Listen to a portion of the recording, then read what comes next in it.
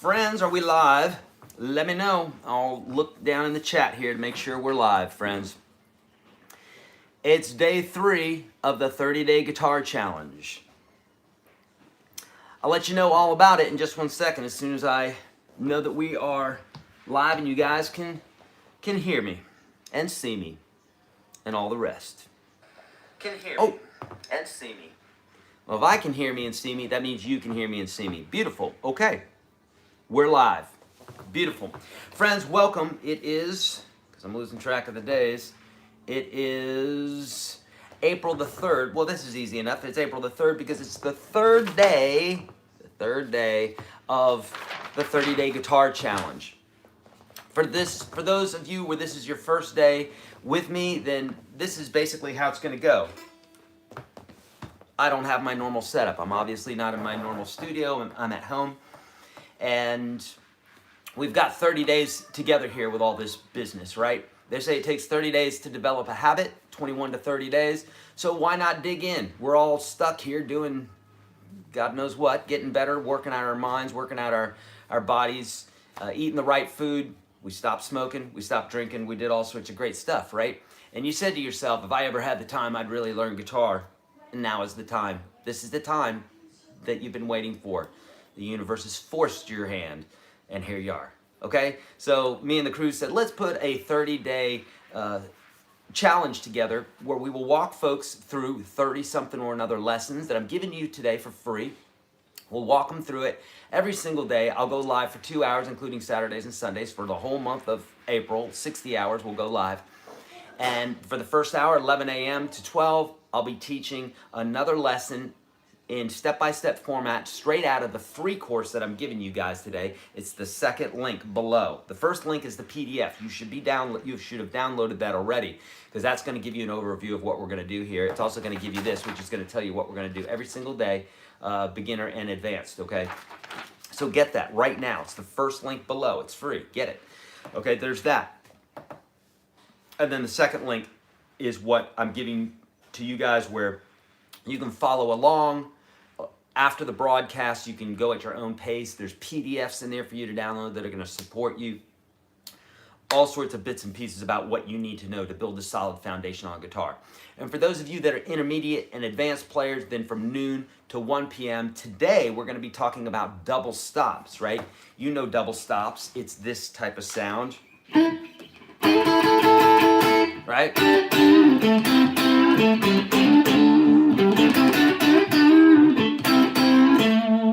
It's that type of sound. We're going to be talking about that, how to get that sound today. Double stops, okay? All right. What else? Anything else I need to tell you? I don't think so. I think that covers everything. Oh, we're also going to be doing a premiere of the latest video that I did here, that the crew and I did for the Best of ZZ Top. That's going to be premiering at 1:15, right after this broadcast, and we're done, okay?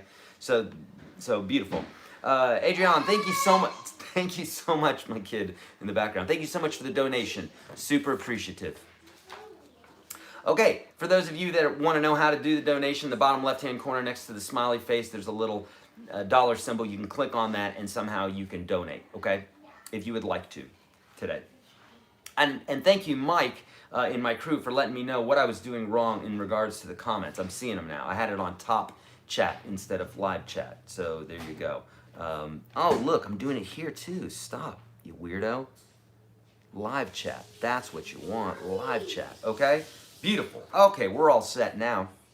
Okay, let's do this, friends. You downloaded the PDF already. Here's a few things you need to do. You downloaded the PDF. Look at you. It's the first link below. You also clicked on the second link below, and you opened that up in another tab, because after the broadcast, you're going to get into the program for free, right? Dominic, thank you so much for the donation. Super kind. Thank you for all your time and help. And thank you for the beautiful comments before I went on live today. That was really sweet.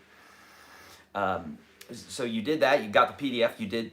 You joined the program for free. Or if you want the 1,000+ videos plus the 600 jam tracks and everything else, you can either jump in to a monthly membership, or you can do a lifetime membership, or you can do a $1 trial offer for 30 days. And absolutely test drive everything. No bars hold. No bars hold. No holds barred. No holds barred. Sorry, I screw up expressions like that all the time. Okay, here we go. Day 3, choosing a guitar. So this is what I talk about on, I think it's day 3-ish inside of the program. And this is for folks that don't know how to purchase a guitar. They don't know the millions of things there are to know about a guitar. I like to think about beginner guitar players as being much different than intermediate and advanced players, okay? Ward, thank you for the donation, friend. Super kind. Very much appreciate that. And if you have a question, I will interrupt the show if you're doing a donation there, just because I'll forget about you, and I don't want to forget about you. It's super kind. The donations help right now, so thank you. I got a studio that I'm not going to be going into for a month and a half now, at least, that's sitting there that I'm paying rent on. We're all in this together. Everybody's got their. I'm not whining. I'm just saying it helps. Thank you very much. Okay. So I like to think of beginner guitar players as different than intermediate and advanced players. If you're an intermediate or advanced player, you've already got a lot of knowledge about what to look for in a guitar. You've hung out with other guitar players. You talk about the wood, and you talk about the pickups, and you talk about the different designs, the different years, the different manufacturers, and what it is that they all have for us, right? From a lot of beginner guitar players, though, I hear this all the time. They say, Eric, please tell me what the best guitar is. The best strings, the best. They use the best a lot. I always know a new guitar player when they say that, because later on, as you become a more intermediate and advanced player, you know that there is no best. There's only what's best for you.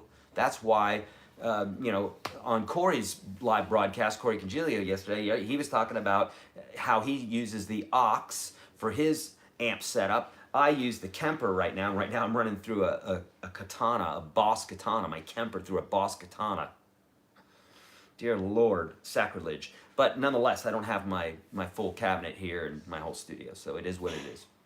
But everybody's different, and everybody has different things, different ways they do it, and the sounds pretty much come out very, very similar, because you tweak everything to sound like how you want it to sound.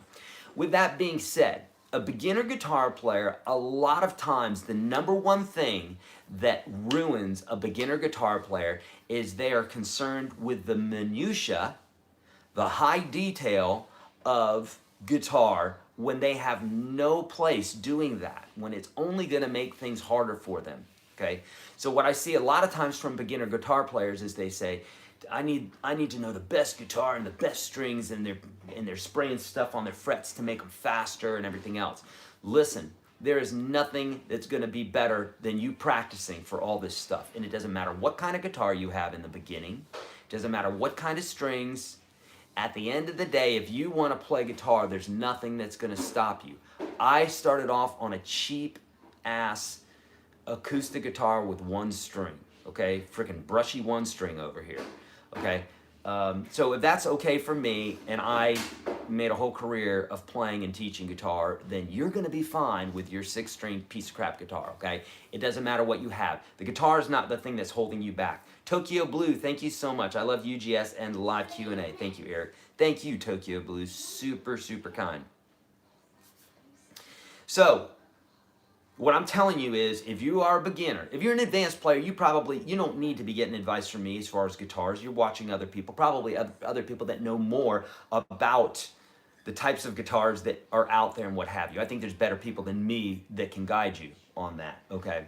I love my guitars, and I don't question them much, okay? I do when I'm buying them. If I'm buying a $15,000 guitar, I'm gonna question it and make sure I'm getting everything that I'm paying for there, right?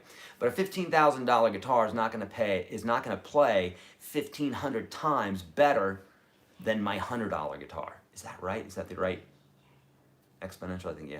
Yeah, right? It's not gonna play 1,500 times better than that. There are reasons why it's more expensive. But for beginners, you've got to know. Here you are. You're wanting to play guitar. I'm not talking to you, Siri. Hush your mouth. Come on. Let's be cool. As a beginner, you don't need to be caught in the minutia of all the fine detail of what is needed to buy a real high-end guitar, because that's not the thing holding you back. It's not a high-end guitar, it's practice. That's all it is. And if you focus on anything else, you're lying to yourself. You gotta practice and you've gotta dig into the program I'm giving you free.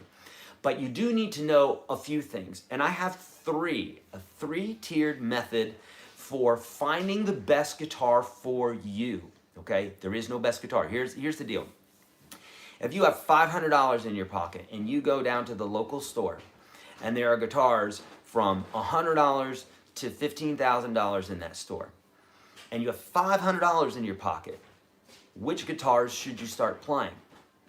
The $500 guitars and below, because that's all you can afford. Now that being said, I think it's a smart idea to try those other really expensive guitars as well.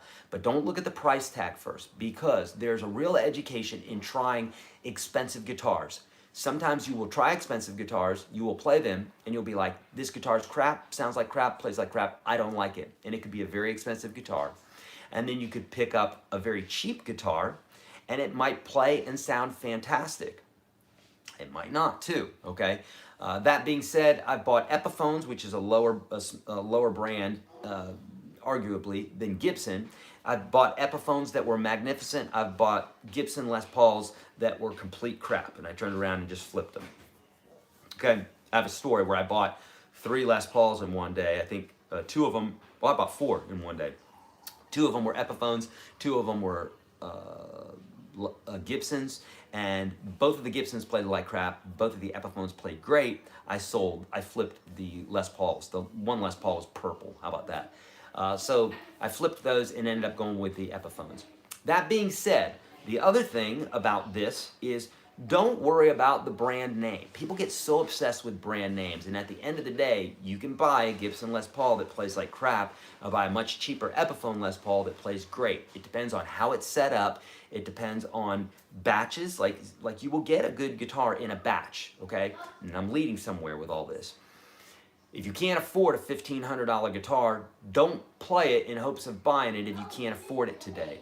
It's good to play it though, so it gives you an education, because you may pick up a very expensive guitar and really fall in love with it. But the reason that I tell you don't look at the name brand and don't look at the price of the guitar is because inevitably what happens with folks a lot of times is that makes up their mind for them. They pick up a $15,000 Gibson and they go, oh, this is gonna play so great. And all of a sudden it plays great, it sounds great, and it may not, because you're being psychologically messed with, or you're messing with yourself psychologically because of the price and because of the name brand. I've done it myself, okay? I've done it myself. There was I think it was a $6,000 or $8,000, forget the name of the guitar. I think it was a Batson. Anyhow, they have them at Two Old Hippies downtown Nashville. It was like a $6,000 baritone guitar. I fell in love with it. I said, oh my gosh, I gotta have this thing. And I played it, and in the room it sounded great. It was $6,000. Oh my God, I can't afford this. I kinda can afford it, I kinda can't. And then I put it up. And then I bought an Alvarez that had a great price on it. I think it was under $300, right? A 20th of the price. Under $300. I played that thing and it plays just as great, sounds just as great as that $6,000 guitar. Plays as well, sounds just as good, okay? Somebody might say, well, how can that be? $6,000, because it doesn't always equate, okay? And it really is a personal preference. You might like the woods of the more affordable guitar than the more expensive guitar. So why are you spending all that money? Why are you looking at the name brands if that doesn't matter? So we're gonna start with price, okay? Price is very, very important. Only play the guitars seriously of the ones that you can afford. Play some of the more expensive ones just so you can have an education, because you might go, okay, I can feel the difference between a $3,000 SJ200 and a $200 a cheap Fender acoustic or something like that. Okay, so number 1, budget. Number 2 and 3, and you can use these at the same time, is feel and sound. Now, in regards to feel, some guitars are gonna feel better than another to you. It's just like if you're attracted to somebody. You see someone walking down the street, you're attracted to them, right? You don't have to think too much about it. You don't have to find out what their name is, right? You don't have to what I'm saying is you don't have to, their brand name, you don't have to know that, you're just attracted, okay? I want you to think similarly about guitars. How does it feel? How does it sound, okay? How does it make you feel? And so some guitars, many guitars, they can be adjusted, right? You bring them to a luthier and they can set the action, they can put the strings on that you would like, they can do all sorts of bits and pieces to make it feel better. They can also do some things to make it sound better. So this is oftentimes when you pick up a guitar and it doesn't feel right and it's an expensive guitar, it probably wasn't set up correctly, so there's going to be some issues there, okay? So the feel and the sound of the guitar. Now you may say to yourself, but Eric, I don't know what a good guitar sounds like. Again, yeah you do. You know enough to start, okay? Now later on as an advanced player, you're gonna have more of an education of what it is that you're looking for sound-wise and what you're looking for feel-wise. But at the end of the day, if you eat food, do you need to be a chef to know what tastes good to you? Do you have to be a love psychologist to see someone walking down the street and go, ooh, I'm in love, right? No, you don't. You're using your instincts. I want you to do the same when you're playing these guitars. And when you start at your budget and then you play everything below that, right? Anything that's in your price range there, and you try a bunch of them, you're gonna go, wow, this guitar plays like crap. No, not that one. You're gonna pick another one up. You're gonna go, wow, this one plays great. Don't like what it looks like. Pick up another one. Boy, I love the way this looks like, the way it looks. I hope it plays great. And then you go to play it and you're like, doesn't play very good. You're gonna find one that's gonna speak to you, okay?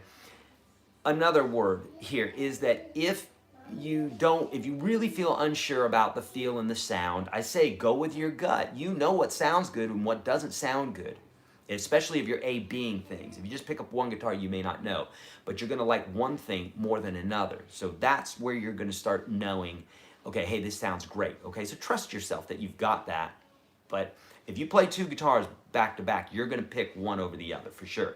And then if you play 10 that day, you're gonna have some favorites. So just trust yourself. So budget, feel, and sound. Now, if you really still don't trust yourself, I suggest bringing a buddy with you who plays guitar. If he or she knows what they're doing, they're going to pick up a guitar and go, man, this one plays great, I love this one, and you're gonna go with that vibe.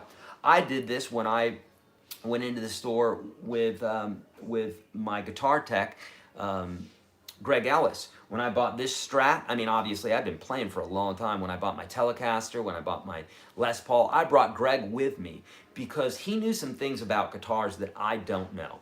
Because I'm not much for being a real nitpicker as far as like the wood and this, that, and the other thing. I do like a classic, you know, I love vintage guitars because they just have that mojo about them. But at the end of the day, I don't remember all the bits and pieces about my guitars. I just don't. It doesn't interest me that much. I just want to play and I want to teach other people to play.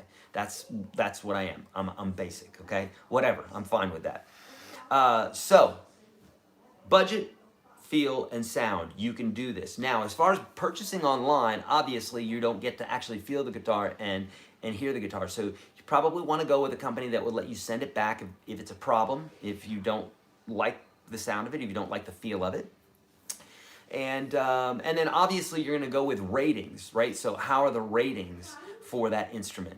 If the ratings are great, it's got 4.5 stars and up, and it's got lots of ratings, then it's probably a decent guitar for the money, okay? But again, when you're comparing instruments, it's all in, you know, do you like one thing more than another, okay? It's very, very important that you understand that, okay?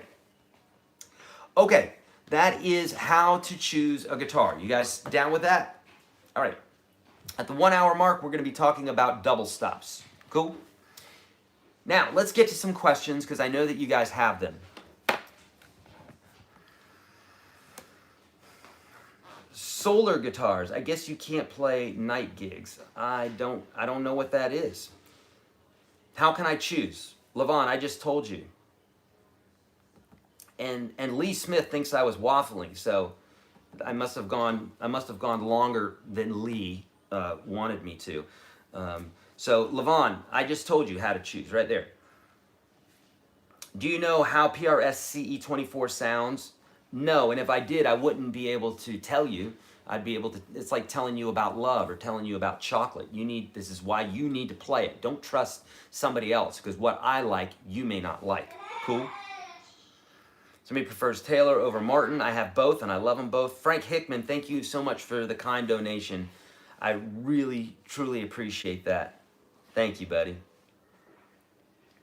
What's your thought on the Taylor GS Mini for beginners? I think it's a fantastic guitar for having a nice small guitar that you can travel with, okay? The intonation's pretty good on it, and the sound is pretty good. It's a small guitar, right? So it's like driving a VW, and it's not gonna drive like a Rolls Royce. It's not gonna drive like a giant sedan. It's a Mini Cooper, or it's a VW. It is what it is, right?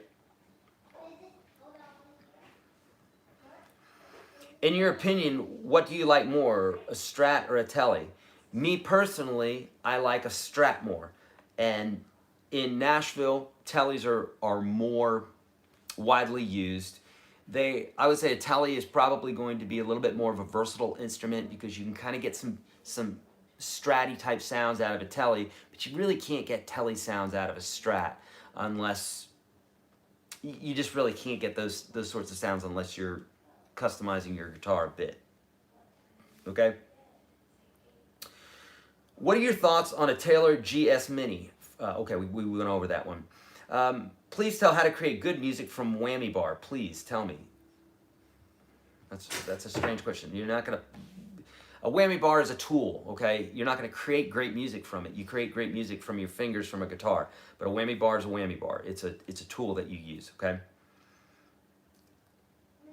By the way, friends, if you haven't already liked this video, please like it. And also, next to that, please share it with somebody, okay?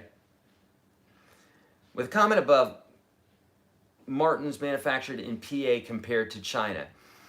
It depends. I mean, obviously, a lot of people are sending stuff to China because it's much cheaper to manufacture there. And then, you have the whole craftsmanship bit, the quality difference between being American-made and being Chinese-made. That said, we're not talking about something in a vacuum. You can have something poorly made in Japan or poorly made in the U.S. and made really well in China. But the basic rule is it's going to be cheaper made in China, and they're pumping them out more. And so the rule is that typically it's going to be not as good quality coming from China as it would be in the USA. That's the basic rule. But again, go on an individual basis here. Use that as a basic idea.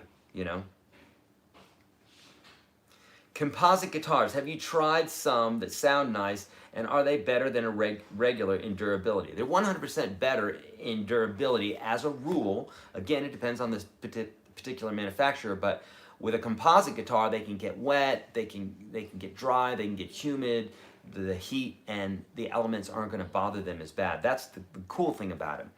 But as far as sound, some people would argue that the sound is not as good. But it's what do you like?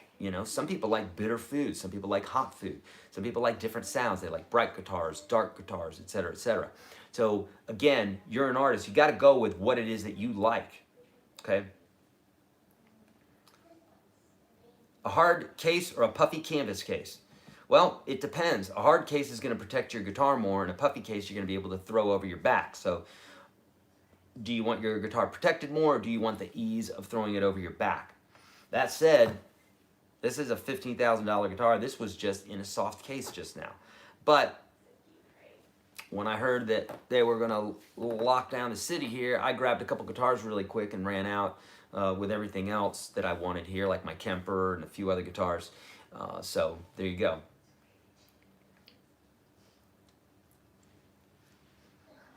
Does any of your lessons include country guitar? Gene. Yes. Guitar is guitar in country, it's guitar in rock, it's guitar in jazz. Guitar is guitar. But living in Nashville here, I obviously am very influenced by country. And so I teach the Nashville number system, I teach double stops, I teach major pentatonic playing. I mean, there's lots of things about the style that I teach that is going to, someone asked for Tux, here he is. So everything is related to the different styles. But if you're talking like high-end chicken picking and that sort of thing, if you're ready for that, then no, I'm not your guy to do that. There's other guys that are better for that. Otherwise, I bet you I could take you pretty far in your country playing. But if you're talking high-end chicken picking type stuff, I would highly suggest going with somebody who's really good at that. That's not me. Would you recommend a beginner start with an acoustic or an electric guitar? That's a great question. I would suggest starting with an acoustic guitar, and the reason that I suggest starting with an acoustic guitar is there's less to fiddle with. When you have an electric guitar, you've got knobs, you've got switches, you've got amps, you got pedals, you got all sorts of stuff. And what that does a lot of times is that distracts you from actually picking up the guitar and just playing, okay? So my suggestion is start with an acoustic. Thoughts on solid wood versus laminate? Okay, so as a rule, laminates are thought as being a subpar material for guitars. That being said, if you like that sound, or if you can only afford a laminate guitar, then go with that. I've had laminate guitars, I've had solid wood guitars, I've had some guitars where it has a solid top and laminate sides and back. That's how they do it a lot of times. Then I've had guitars that are solid wood, like my SJ200.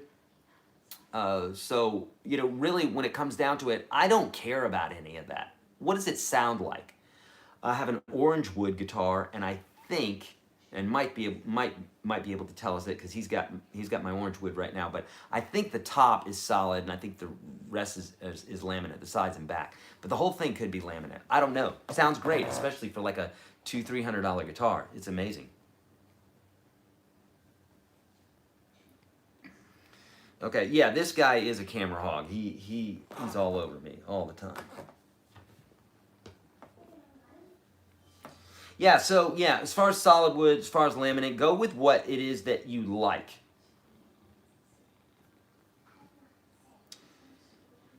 How often should I make sure my guitar is in tune? As a beginner, I don't think I have the ear to tell if it's out of tune yet. Sometimes I think it's fine, and then my wife cringes. Tune your guitar all the time. Get used to it. You might as well. The guitar needs to be in tune. So tune it all the time. Yesterday we talked about tuning. You should watch that live broadcast, at least the beginning of it, the first bit. Or I've got videos here on YouTube. Search YourGuitarSage tuning, and I'll show you the reasons why your guitar is probably going out of tune, acoustic or electric. They're very similar in that way, okay? But get used to tuning your guitar and tuning it the right way.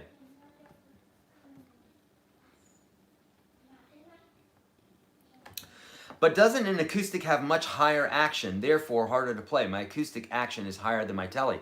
It depends, Al. It depends on your guitar. Your guitar may, and most acoustics do. So as a rule, yes, they typically do. They typically have thicker strings, but not all the time. I've played electrics where the action was higher than an acoustic. So it just depends on how it's set up. But typically, as a rule, yes. But that doesn't mean that there's not other reasons why that I just covered as to why you would want to do that. But again, this is why I say, go with what your gut tells you. I'm only here to guide you and to coax you and to tell you what has worked for me and what has worked for other people. But at the end of the day, you may find something to work better for you specifically. If you have to choose one guitar only, what would that guitar be? Man, if I could only choose one guitar, I might choose a Tele, even though I'm not a Tele guy. Like, I really prefer Strats and Les Pauls, but I have a great Tele. But probably a Tele, because it's really versatile. You can play rock, you can play country, you can play blues, you can play all bits with it, and it sounds great.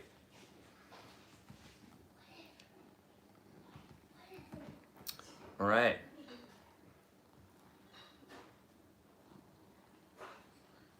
Eric, do you suggest bolt-on necks or glued-on necks like Les Paul? Any reason sound-wise to given a given wood on a fretboard?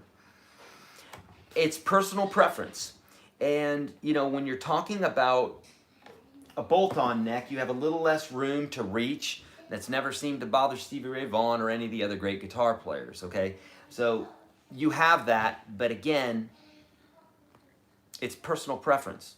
Bolt-on necks, if something goes wrong with the neck, you can put a new neck on it. If it's a glued-on neck, you're going to have more issues. It's going to be a lot more expensive to put a new neck on. The sustain is said to be better with a glued-on neck than a bolt-on neck. What does fret size affect does fret size affect tone much? No, it doesn't affect the tone much, but it does affect the way the guitar feels. Hi from Scotland. My why is to play along with AFD. Is it better to focus on one song at a time or learn easier parts from the whole album first and then get back to the harder parts? It's honestly what keeps you in the game. So if learning one song, if you can do it and you love it, then just learn one song. But do what keeps you in the game, what keeps you playing. That's the most important thing. I was thinking about getting a Martin Smith guitar as my beginner. One's bridge is coming apart. Are these guitars a good choice? I don't know anything about those guitars, my friend. Sorry. By the way, any gear recommendations that I'm talking about today, I've got a link for those below. Just way down below, look for something that says gear, and you can go see my store. Electrics, acoustics, capos, amps, just the whole 9 yards, okay?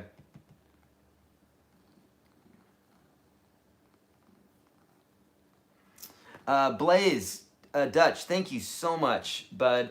As a vet, isolation is one of the worst things that can happen for some out there. This and your UGS program is great and very well could be saving some lives, brother. Thank you so much. Oh, man.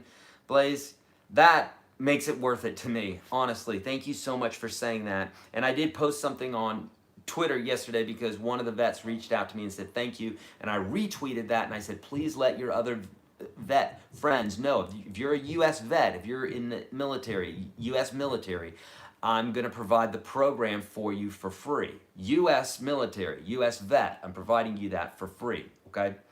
So in order to find out about that, go to YourGuitarSage.com/veterans. So thank you so much, and thank you so much for the super kind donation, Blaze, $50. That is amazing. And you know, that was the point of this 30-day bit here, was number one, we got the course that we provide for you guys for free. For everybody, not just the vets, but UGS Standard is free for you. I don't care who you are today. I mean, I do care, but what I'm saying is that is free for you. The second link below. For U.S. vets and for military, I provide the whole enchilada for free. Dear Lord, they've done a lot for us, so that's the very least that I can do.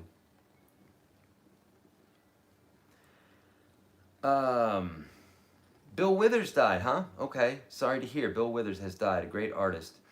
Eric, do you use, okay, so we've been over that one. Good, good, good. Okay. Are there any different teaching paths? Hold on here. Oh, wow, I'm way far down. Are there any other different teaching paths that work better for different types of people? Do you normally suggest a path where you work with someone, rock, blues, folk, etc., if their styles lean a certain way? Zach, in the beginning, guitar is guitar, and everybody needs to learn the basics about guitar. I don't care who you are. Jazz, rock, blues, country, doesn't matter. That's why everybody should be going through that free course that I'm giving you today. Once you start really getting those basics down, then you can start going into another style, and then in that case, get a teacher that teaches specifically to what it is that you're trying to do, okay? What's a good cheap brand for an aquatic guitar? I cannot find a lot of money right now. I cannot afford a lot of money right now. I think you mean an acoustic. Check out the gear store below. I've got some lower price models in there. Look out, it'll say gear. Click on that. You'll get exactly what my recommendations are.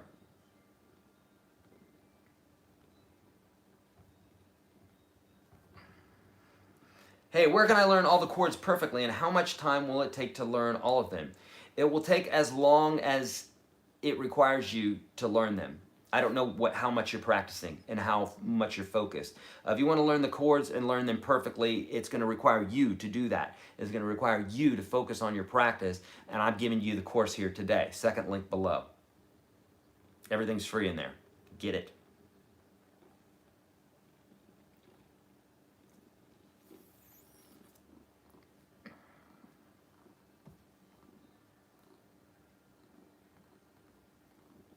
Okay, can you hear this cat? It's purring. All right. I learned You Are My Sunshine on ukulele and Imagine on piano, but I play Slayer. WTF. I love that. Eric, sorry if this has been asked already, but what software for Windows is comparable to GarageBand? I think there's a program called Reaper, but if you record with your PC, please let Tom know what is a great digital audio workstation for the PC. I know several chords, probably a dozen, but can't seem to transition to actually trying to play a song. Any recommendations? John, yes. Go to the second link below, and I'm going to guide you through that. There is no flippant thing that I can say that's going to bring you there. You've got to do the work, and it's a path. It's a path for every guitar player. No one has ever just gone straight to their destination. You have to get in the car, get in the plane, or do whatever to get there. There is a journey, and you have to take it. So I'm providing the program for you, and at the end of it, I teach you, I walk you through putting a song together, actually. So, always played Les Pauls and Strats, but picked up an Ibanez, and the feel was so awesome, but the capo that I used on the Les Pauls and Strat does not work on the Ibanez going up past the 5th fret. Any suggestions? The neck may be wider. Yeah, I would suggest trying another capo. I don't know what capo you have. I don't know what Ibanez you have. And even if I did, I probably haven't owned both of them. So try some different ones until you get one that works for you. There's lots of different ones out there. I know you like vintage guitars, but as a buyer, does tone change if a given guitar is played in versus the same one brand new? Yes, it is said, that is said, but it's probably such a subtle change that you're not going to notice it unless you could A-B them. So obviously, you know, a guitar that's built in 1965, it's going to change tone over the years, but it's going to change so gradually that you're probably not going to notice. Okay.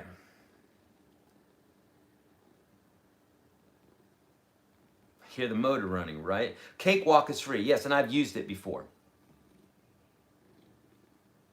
Cakewalk is a great program, especially for free.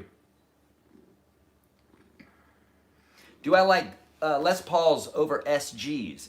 Man, I like them both, very similar. Oh, thank you so much, Doug, for the donation. Your free courses got me over the beginner hump. I really appreciate your growth mindset. Thank you, Doug. I appreciate you, and I love that you get it, that you understand it. So you went through that free course. Please, from your mouth to the world's ears, let other people take that free course because it's going to get them over the hump. There's a reason that it's there for you. Number one, so you can see if I'm going to be a good teacher for you. And number two, it's just a free course so that you can learn how to play guitar because I get so many questions all the time. I eventually was like, I've got to create a course that's just going to answer these questions for folks because they just want their questions answered. They don't necessarily want to be in a program. So here are the questions answered for them for free.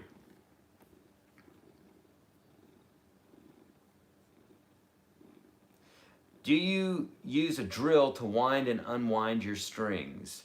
I have before, yes, I do. Especially like when I would put new strings on all the time. Now I let my guitar tech do that. But yeah, when I used to do that, I have a drill and it's got a little connector on it and just bzz, bzz, bzz, super quick, just like NASCAR. Fruity Loops, yeah, I've used Fruity Loops before. I love Les Pauls. I love SGs. In fact, my Les Paul, did I bring the Les Paul? I brought my SG home. So there you go. That may mean something. My Les Paul's at the studio. I've got my SG here. So I'm really loving my SG right now. Big time. What is the fastest way to learn the notes for a guitar? Julie's asking. Julie, watch, I think it's maybe the 5th video in of the course I'm giving you today for free. It's called Know the Notes on the Fretboard. It is, there's a PDF for you, and I walk you through it step by step. There's like 3 little things to know, and if you know those 3 little things, you've got it. You don't, like literally, you'll have it. And that course is for you for free. It's the second link below. That's the quickest way, the fastest way you're gonna learn the notes for a guitar.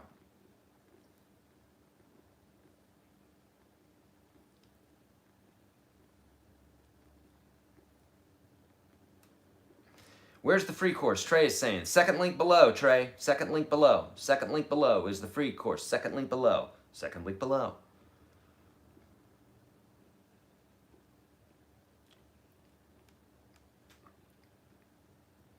All right. Your free courses were in line with what I was being taught in one of my one-on-one lessons, and they helped a lot. Thank you, Scott. I appreciate that. What are your favorite backing track sites? I'm looking for some. Brian, my favorite backing backing track site is Unstoppable Guitar System. I've got 600 backing tracks in there that we've created. Blues, jazz, reggae. This cat sheds so much, it's not even funny. Lots of blues, okay? Get in there. You can test drive that whole program for 30 days for $1. Otherwise, if I want some tracks that I haven't created, I want some new stuff, I just go to YouTube and start searching.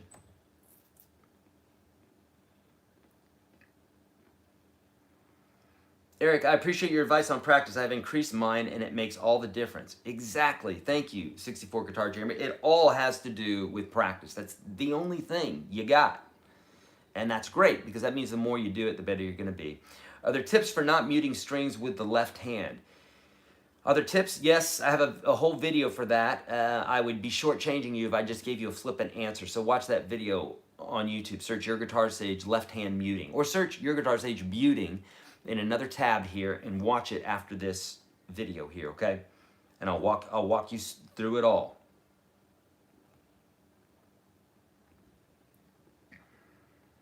Rick just finished the free course and really liked it. Beautiful. Love it.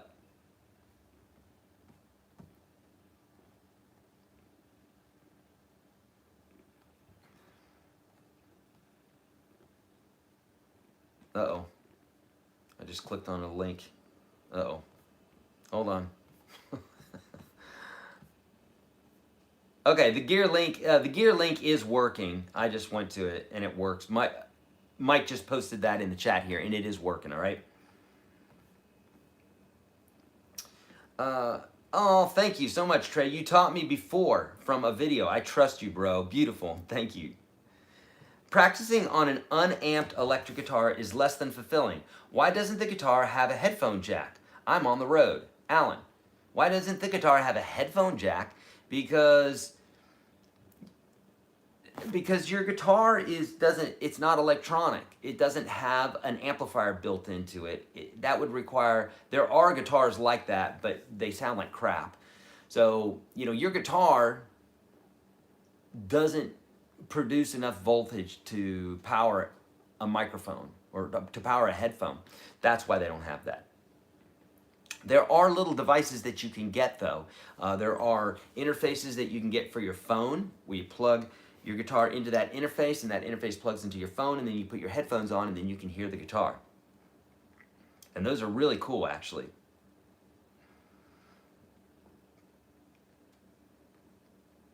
Thank you, Rob. The free course is the thing that got me hooked.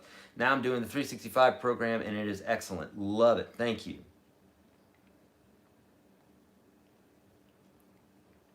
So somebody's saying those little phone jack doohickeys are more noise than sound.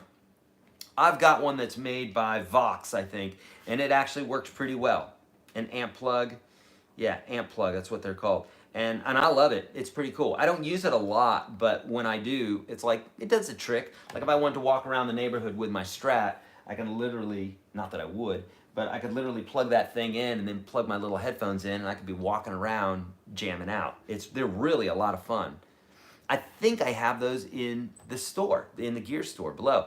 kit.com/YourGuitarSage, but just make sure you hit the link. It's going to be a lot easier. Thank you, Larry. When I tell people I'm learning guitar and they ask me if I'm taking lessons, I always tell them Eric Andres. Thanks, bud.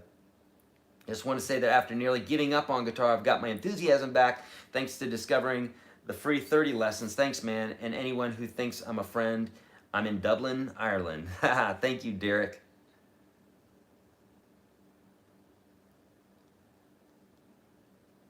Yes. Yeah, all those little bits are really helpful. Little practicing, amps, the whole 9 yards, like whatever it takes to keep you playing. I've got so many little gadgets for guitar, it's not even funny. But each one does their own little thing. A lot of those are in my store. Everything does something different, and it keeps me in the game. Maybe cheaper than maybe cheaper than the Boss Waza headphones, and sounds like it works with any headphones. Yeah, it works with any headphones. I know what you're talking about, the Boss Waza headphones. They reached out to me to actually review that product, and I wanted to, but I just don't have the time, and I feel like my reviews aren't the best in the world. So I told them no. But it's a cool product. It seemed pretty cool. I saw some other people doing reviews on them. It sounded really great. I was working on 365 last night and the 1-4-2 stretch. It was only 2 measures. Is that all it's supposed to be, or is it the map down the fretboard? You can play these down or up the fretboard. You can make them anything you want to. The reason that it's only going to be 2 measures is if it were 40 measures, or if it were longer, you're going to get worn out and you're going to drop out of that lesson. But the actual motif, the musical passage, is only 2 measures long, and if you understand that, then you should be able to use that and move it to other frets, other parts of the guitar, etc. So I'm doing that purposely is to not wear you out. Do you have experience with the iRig to connect the guitar to the iPad? I do, and it works. It works fine. It's a good little bit for getting your sound, your guitar, into a digital device like that. I have a couple right now. This right here, this is what I use a lot of times. This is a Focusrite, a Scarlett 2i2. So this has 2 inputs, a jack for your headphones. You can run this into an iPhone, a device, iDevice, your phone, computer, iPad, that sort of thing. All. Is the F chord hard? It is in the beginning. For most people, the F chord is hard. For everybody, it's hard.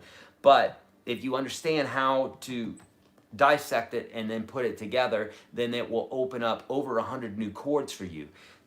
On YouTube, search YourGuitarSage effing, E-F-F-I-N-G. It's not what you think. Search YourGuitarSage effing F chord, okay? Because once you know how that F chord, how to play that F chord, excuse me, Tux. Once you know how to play that, it opens up the door for lots of other forms. In fact, yeah, it opens up the form for a lot of other chords. I'm not going to go into it right now, but you got the idea. Okay. Check out my bar chords video. Search YourGuitarSage bar chords. But first, look at that effing F chord video, okay?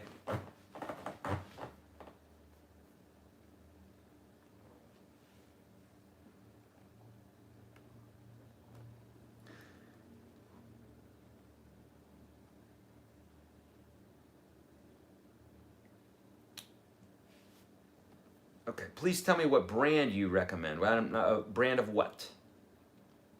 Brand of what? Do you like P90 pickups? I love P90 pickups. They've got a really unique sound. They're kind of like they're definitely a single coil pickup, but it's like a single coil pickup on crack. They sound really cool. I got cat hair all over me now. Jeez.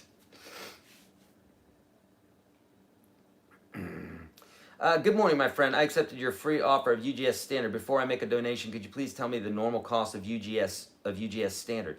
UGS Standard is free. I'm giving that to you for free. It's always free, and I'm giving it to you for free today, and tomorrow it's going to be free. So it's always been free. It will always be free. So you shouldn't be paying anything for it. It's free.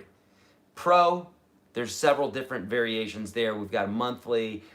There's Classic, which is $5 a month. There's Pro, which is $19 a month, or you can do a lifetime membership, or you can test drive it for $1. So there's many different options. So click the second link below, and you'll see all the details. Don't worry about a donation. If you want to give a donation, do it. But I'm here for you guys, just to help you. George, speaking of donation, thank you, George. UGS Pro is worth more than ticket price. Thank you for all you give. Love Aisha Kraya. Thanks for that link. Okay, beautiful, George. I was doing that this morning. I think it's called Aisha Kraya, but nonetheless, it's a type of meditation taught by Sadhguru, which is this Indian philosopher, smart guy, spiritualist, amazing dude, really, really cool. And I've been following his meditation now for, I don't know, a few weeks. I've meditated for years now, but that's just a new one that I'm doing recently here. I have a Seagull M6 acoustic. Have you ever played a Seagull? I have. I have. I remember when they just came out in Nashville here, and they were all the rage. And I went down to Corner Music, which is where I got my first acoustic guitar here in Nashville. It was a Yamaha that I got in 1990. I wanted a Gibson SJ200, which is what I have now, but I couldn't afford that. And my dad helped me buy my first guitar here in Nashville, which was a Yamaha jumbo body. I still have it. It's in Florida. And yeah, but I tried the Seagulls as well, and I loved it. F chord motivates beginners to learn to transpose. Love UGS. Thanks, Eric. Yeah, and if you have issues with bar chords, you don't want to play bar chords, the whole beginner section of UGS, I'm trying to get you to get used to just playing very simply. There's no need to complicate things right in the beginning. Don't let your ego get away with you, making you think that hard is better. It's not, especially in the beginning. Learn to be very simple, and then you can always get to the advanced stuff later on. Mr. SDFD18, brother, thank you so much for the $50 donation. I love that little dude. He's freaking out. Ah! He's raging with the flags in the hand. He's shaking the dang city. Look at that. Beautiful. Thank you, Mr. SDFD18. Very appreciative of that. Thank you, buddy. Is the A7 chord a minor or major chord? So whenever we're talking about a seventh chord, when we say like an A7, a D7, an E7, whatever, we're talking about a dominant seventh chord. And a dominant seventh chord means it's a major chord with a flat 7 interval on top of it. Remember, an interval is the distance between two notes. An interval can be a half step, it could be a whole step, it could be a perfect fourth, it could be a perfect fifth, it could be a seventh, it could be a flatted 7 in the case of a dominant seventh chord. So you'd play up the scale, 1, 2, 3, 4, 5, 6, 7, flatten the 7, and that's the note that goes in the major chord. And if you throw that note in there to the major chord, then it becomes a dominant seventh chord, also known as a seventh chord, or 7, like an A7 chord, is a major chord, A major, with a flatted 7 from the A major scale. So you go up to the 7, play the major scale, go to the 7, flatten it, and you throw that note in it. And it's literally that easy. So if you know major chords, and you can find that formula, which is just playing your major scale, finding the 7, dropping it back a half step, stick that note into any of your major or minor chords, then you literally just doubled your chord vocabulary. Now, not only can you play minor and major chords, but you can also play minor seventh chords and dominant seventh chords. Bam! What? Yeah, it's that easy. This is what I'm saying. A little bit of knowledge can carry you a long way. Oh, thank you for your kindness, Mr. SDFD18 said. Thank you, buddy. That means a lot to me, because to me, I think kindness is the most underrated and most important virtue ever in the history of ever. I'll stand on that until I die. And afterwards, I'll haunt you from the grave, saying that that's the most important thing. Because it is. At the end of the day, what does anything matter if you're not kind? And for the times that I have not been kind in my life, I apologize, because that means I'm out of alignment with the universe. I'm out of alignment with myself and what my destiny is.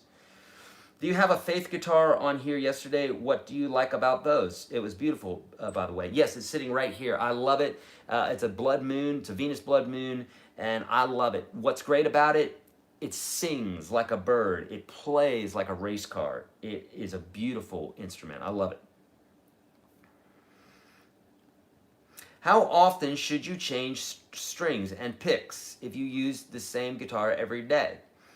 So I don't change strings, but twice a year, and that's more than I used to. I used to do it whenever my strings broke. And as far as picks, when they wear out, I use these Dunlop Ultex, and they last a long, long time.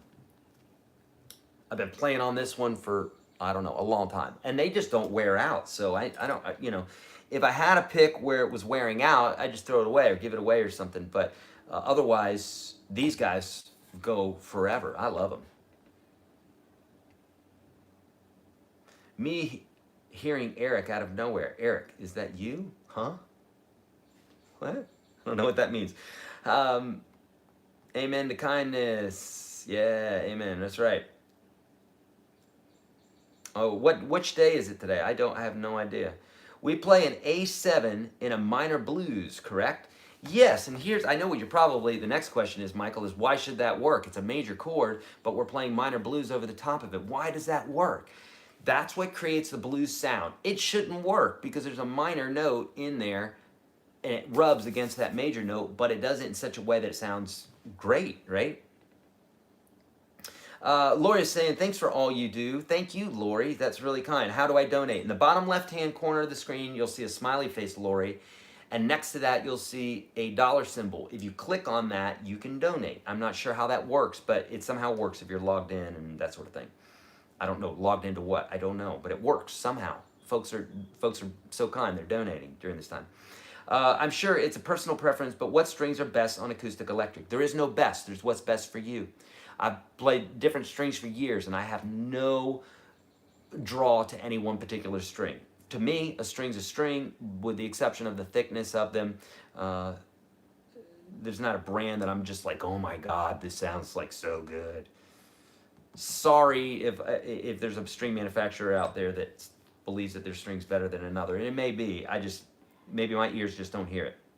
Do you have a list of songs that correspond with the musical intervals? Is there a PDF that outlines that? I haven't watched all of your UGS standard. No, and my songs are not on UGS because of copyright reasons. They're all on YouTube. So Mr. SDFD18, Mr. $50 donation, thank you so much. What I want you to do is on YouTube, search Your Guitar Sage Beatles or Your Guitar Sage Elvis or Your Guitar Sage whoever it is you're looking for, and then I've got some songs there. Taylor Swift, I got a million of those, and then I want you to learn the songs that you want to learn, and typically I try to make them as easy as possible for you, okay? What are your amp settings while using pedals? It doesn't matter because it's going to be different for you, okay? So people ask that a lot. What are your amp settings? It's different for everybody, so you don't want it. So you can throw that notion away. It doesn't work like that. It's different for everybody. The guitar they're running through, what they're doing with their tone knobs, the picks they're using, how they're playing, where they're playing. It's so many different things. It changes, okay? Is there a gauge that's better suited for beginners? Derek's saying.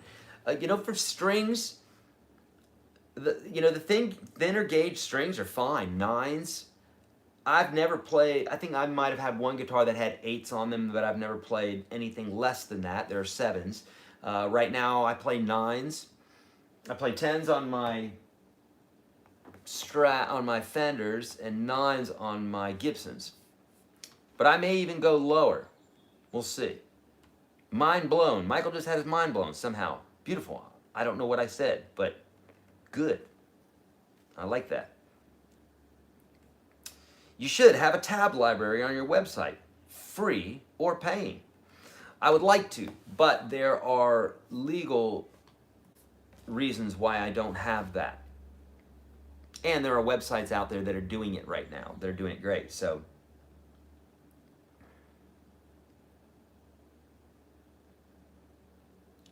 oh, okay. Daryl Braun did a video on cheap strings versus more expensive strings, found that the mid-price and up had a fuller sound than the cheaper ones. Yeah, I'd have to have an A-B. See, a lot of people will, they'll take this Strat and they'll take another Strat and they'll put different strings on. Well, you can't take this Strat and then some other Strat and put different strings on them and you're going to hear a difference, but you're also having a 65 Strat with whatever other Strat you're throwing at it. Even if it was another 65 Strat, you'd have to use the same exact instrument, running through the same exact settings, the same exact everything, playing the same exact thing in order for it to be a true test. Otherwise, it's not the same. So very difficult to do that, okay?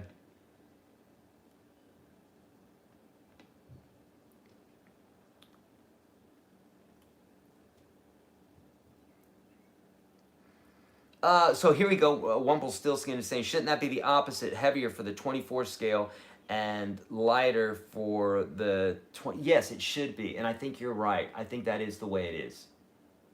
Yes, I think it's flipped. Again, here I am. When it comes to stuff like this, this is why I have my guitar tech. I've got so many things that I focus on that a lot of these things I'm just like, yeah, no, you're correct. They're flipped like that. So for the longer scale, I have lighter strings. Well, now you got me confused, man. Music says G major 9 / F sharp. Will D / F sharp work? No, it's a completely different chord. Completely different. Why the different gauges on your Fenders versus Gibsons? Because the length is different. Not very much, but the length from the nut to the bridge is different. And because of that, you have a different tension, right? Think about a guitar that the strings would be that long. They would be much higher in pitch, so they wouldn't have to be wound as high. But the longer they are, the more you have to tighten them down. So it would make sense that a longer scale, right, you have to tighten more, so it would be better. So no, I was right. So the longer length, you have to tighten them up more. And so because of that, they're going to be tighter. So you could use you'd probably benefit from a thinner gauge.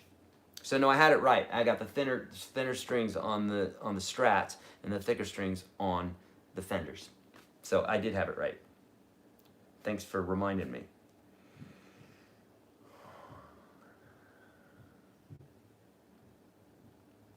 Okay, yep. Like the Ernie Ball Super Slinky on electric guitar, 9 through 42 gauge is under $7. Yeah. Where are we time-wise? Oh, we're ready to go into our advanced lesson. Let's do it, shall we? Let's take not a break, but let's talk really quickly here. Friends, if you haven't already, please thumb this video up. Let's get it past 300 if you would. That lets other people know that, hey, we're doing cool stuff here. We want to get your minds off of some of the things that are going on right now, because look, we know the things that we need to know, okay? Like this video and share this video with a friend right now, please. It would help for other folks to get their minds off of it too. And if you find that this is a relief for you, it might be a relief for somebody else. So please do that, okay, right now.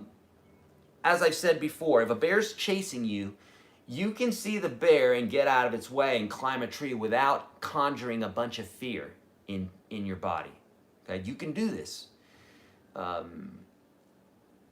You can also have a bunch of fear and just freeze and let the bear eat you. You could also have a lot of fear, run up the tree, and have fear the rest of your life about a bear. Or you can run away from the bear, let it run off, let it do its thing, come down from the tree, and never fear the whole time, but just have common sense, right? We talked about this yesterday in my UGS live broadcast. Thank you so much for all the likes. We got it over 300 already. I appreciate that. Thank you.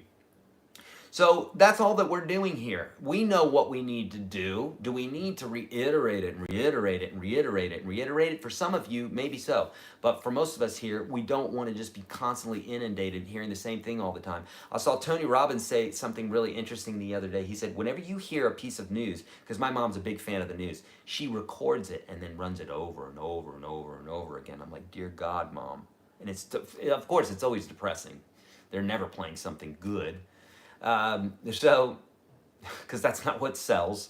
So she's constantly playing this over and over again. Tony Robbins said something really interesting the other day. He said, whenever you hear a piece of information or misinformation or a piece of news, you have to contend with it. You have to fight it. It takes energy because you have to decide, is it true? Is it untrue? Is it inflated? Is there an agenda? All this other stuff. And so even though you may think, no, I just need to be informed, it's like, yeah, cool, but it's also wasting your life. We know what we need to do, okay? You stay indoors, not stay indoors, go outside, enjoy the sun and stuff, but just try not to spread this thing, right? We know what to do. In the meanwhile, let's just hunker down. We're having a blast with what we're doing here. We're learning, we're growing our spirits, we're growing our hearts, we're growing our minds and our bodies and playing guitar and everything else. So we've got 30 days to do this. It takes 21 to 30 days to establish a habit. So that's what we're doing. That's what the 30-day guitar challenge is all about.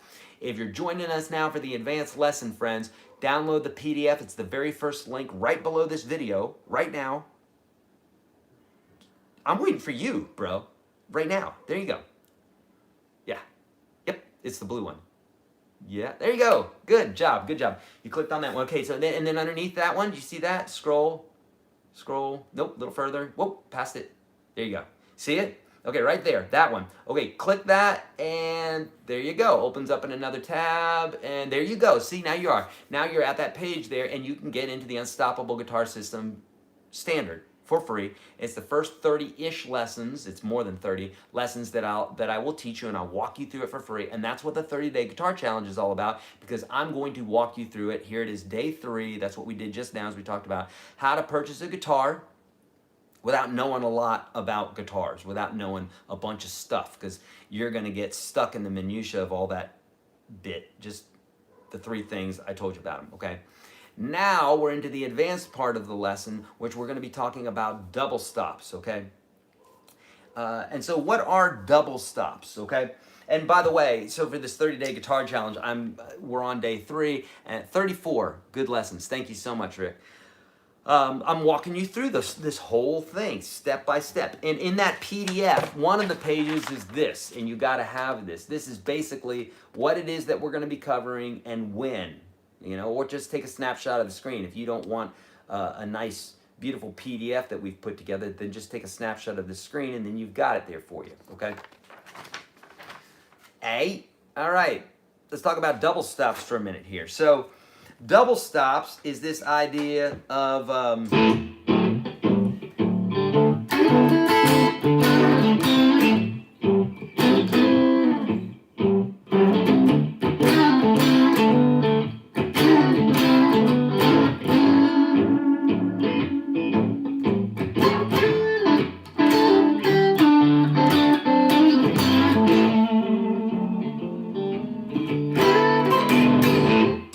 right? A double stop is when we play more than one note at a time. 2 notes, to be exact. I should say a double stop is when we play 2 notes at a time. So you've heard this. In blues, it sounds like this.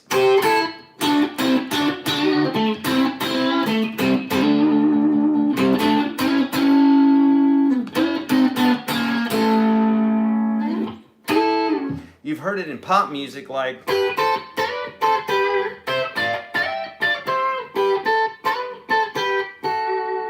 Right, you've heard that. So double stops are usually major, minor, third, so thirds, or fourths. They could be fifths, they could be anything really for that matter, but usually when we're talking about double stops, we're talking about notes that are right next to each other. So they're on adjacent strings, and they're usually thirds, so major third, minor third, or perfect fourths. You could use fifths, but usually not, because then we're talking about power chords. But technically, a double stop is 2 notes at the same time.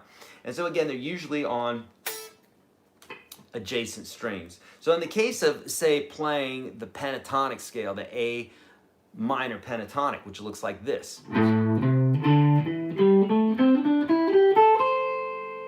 Well, if you notice, all of these frets, all the fifth frets are played here on all the strings, and most of the 7th or 8th frets are played. So it's real easy. We could go right down the scale.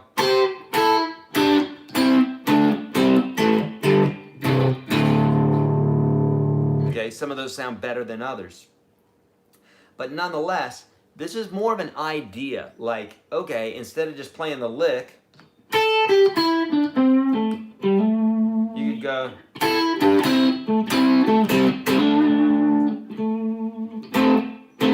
do anything like that.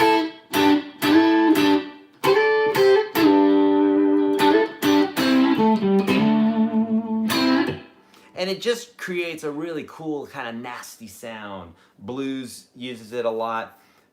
Many genres use this. Country, you could use it in jazz, whatever. So, and I talk about this in high detail inside the Unstoppable Guitar System. In fact, I think I have a whole course on it, okay? Oh, and by the way, Jason, thank you so much for dropping that link. At 1:15, okay, at the end of this broadcast, you guys don't want to miss, we're going to be dropping a best of ZZ Top. You don't want to miss it, friends. I have a faux beard with the hat and the sharp dress suit and the whole 9 yards. So I've got that for you at 1:15. We're going to do a premiere for that. So we're all going to be there at the same time. I'm going to be answering questions as we're going along and probably chiming in, making fun of myself. as well as you making fun of me with my faux beard. And we're going to be doing that. So ZZ Top, they use double stops a lot, okay?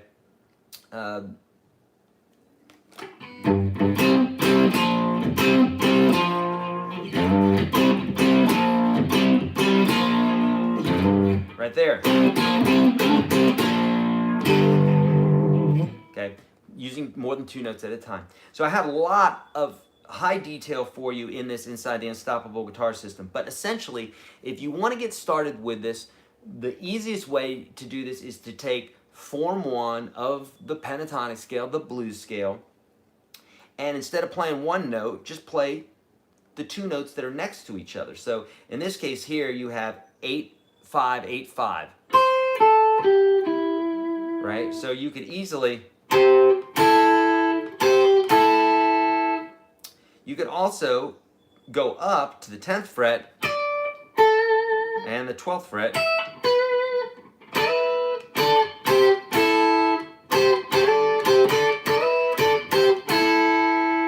A favorite of Hendrix's.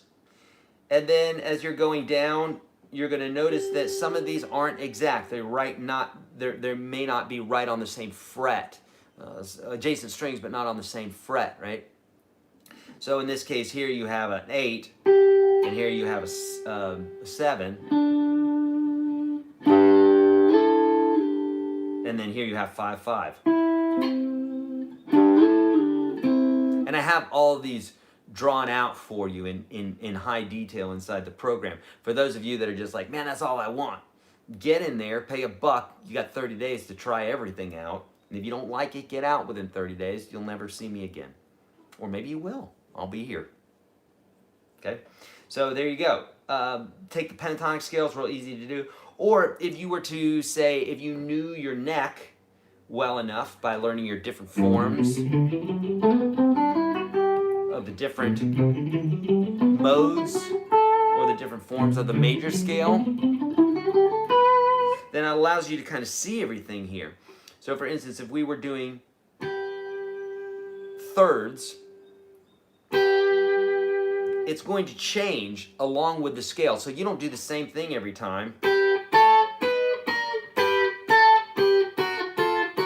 That sounds weird. It needs to harmonize with the scale. So sometimes there's a major third, sometimes there's a minor third. But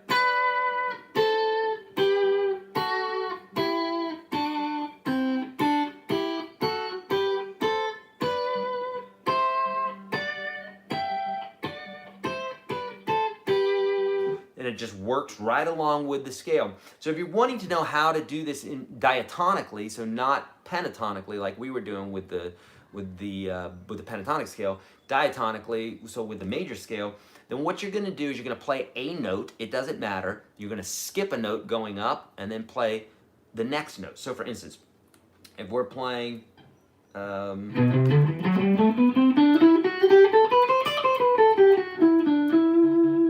okay, this is,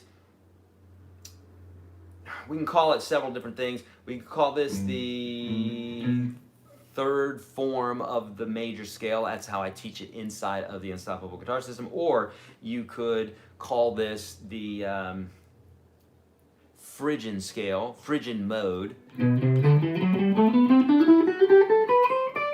This would be the B Phrygian or the C Lydian, or the D Mixolydian, it doesn't matter. Nonetheless, you can know it by all those.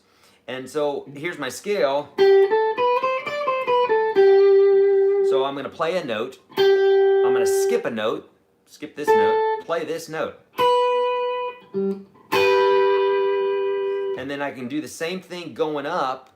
Now for me, I can see the forms on here because I've done it enough. For you, you may have to figure it out at first, but essentially you play a note, skip a note, and play the next note, and those two should harmonize really nicely together.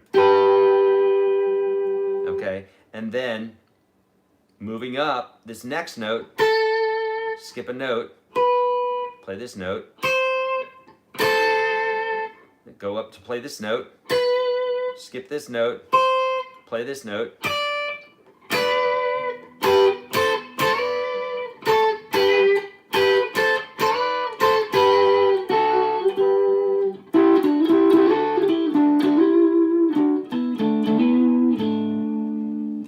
Many different ways that you can do this. Just do some experimenting with this, because you will find that there's many different things that you can do with this. And you're a painter, okay? You're an artist, so feel free to dig in with this stuff. Okay, let's get into some questions. By the way, folks, if you haven't already, first link below is the PDF. Second link is the program that I give you guys for free, Unstoppable Guitar System Standard, or if you want to get into the big enchilada, you can do that today. There's several options there. I won't go into all those. You know what to do. Okay? Cool. MSG Knight said, there are times that I feel like I might be getting near that intermediate advanced level, and then Eric throws this awesomeness at me, and again, I'm humbled. Oh, thank you, MSG Knight. So the cool thing about these is it will really teach you about harmonization, right? How to harmonize. So if I play a lick and someone's like, hey, I want to play the harmony for that, which back in the day when we were playing lots of heavy metal, that was often. And I'd say, okay, here, let me figure it out. And I'd be able to figure it out real quick. And my friends would be like, oh my God, that's amazing. You're so smart. And I'm like, I'm really not. This is just how you do it. You find out what the third is. And then, so of course, someone thinks you're really smart if they don't know the one thing that you know. So it's a great way to create some different tones, some different sounds on the guitar as well. Okay, what do you mean double stops when you say thirds? Gene, that's a great question. So double stops is when we play two notes at a time. That's what they're called, double stops. But thirds, they're a third interval distance away from each other. Just like octaves are 8 away, but we're still only playing 2 notes, okay? So it's 2 notes. It's a double stop, but it's a third interval. An interval is the distance between 2 notes. So in this case, when we're talking about a third, we're talking about major or minor thirds. And so that's why we call it a third. Does that make sense? If it doesn't, let me know what doesn't make sense about that, and maybe I can explain it better. Great question. Is the blues scale and pentatonic scale one and the same? Daniela, they're only 1 note away from each other. So the pentatonic scale is this. It's 5 notes out of the major scale, okay? God, got cat hair everywhere, dear Lord. All right, and I'm not really allergic, it just tickles my nose. Okay, so here we go. So here's pentatonic, right? 1, and this is A minor pentatonic. We have 1, 8, 1, 7, 1, 7, 1, 7, 1, 8, 1, 8. I've got videos for this, so you don't have to memorize this right now, but just write it down, or you can rewind now on YouTube. So 1, 8, 1, 7, or sorry, 1, 8, 1, 7, 1, 4. What do you want, frets or fingers? Let's say fingers. 1, 4, 1, 3, 1, 3, 1, 3, 1, 4, 1, 4. 1, 4, 1, 3, 1, 3, 1, 3, 1, 4, 1, 4. That's the pentatonic scale. It's a 5-note scale. 1, 2, 3, 4, 5. And then we would start again. 1, 2, 3, 4, 5. Okay? Stop touching my face. I know, but listen, I haven't seen another person in like a month. Okay? So I think I can touch my own face if I'm not seeing anybody, right? It's just me and the cats and the family, and none of us go out, right? And I'm not touching with my fingertips, but I get it. I know. Everybody's freaked out about face touching right now. As long as I'm not touching your face, that's okay, okay? So, we got this, right? Now, what the blues scale says is that you should be adding the flatted 5th. And what we mean by the flatted 5th, whenever we say something like that, like a flat 7 or a flat 5 or a sharp 9 or whatever, we're talking about the major scale steps. So if I go 1, 2, 3, 4, 5, I'm playing the major scale. If you don't know that, I teach it to you for free inside of UGS Standard, second link below. 1, 2, 3, 4, 5. You got to get to thinking like this. If you don't, you're going to be lost in these lessons. I'm trying to help you out. Okay, so there's the 5th note. 1, 2, 3, 4, 5. And if I flatten that, that's the flat 5. And so if I add that to the pentatonic scale, then I get this sound. So here's regular pentatonic.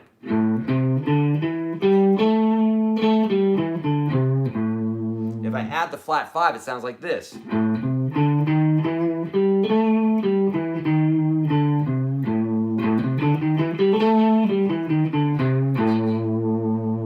Okay, and if I go further with it, that's the flat 5, you think it wouldn't sound very good.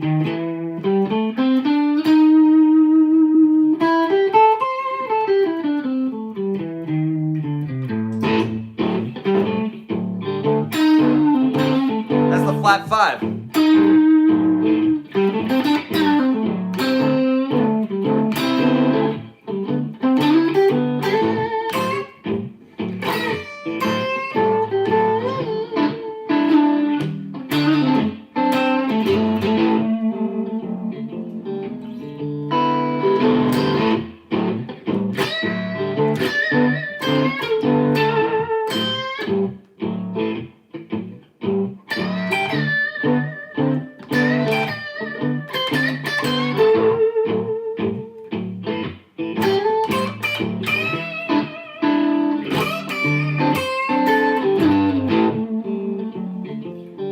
That's just using all pentatonic or all blues there, okay?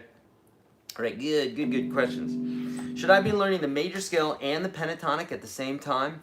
Well, learn them separately, but yes, those are the first two scales that I suggest you learn. The major scale, because it is literally the benchmark for all of the music theory that you're going to be learning. When someone says a flat 5, they mean the flatted 5 from the major scale. And if you don't know what the major scale is, you don't have the yardstick to go around measuring stuff.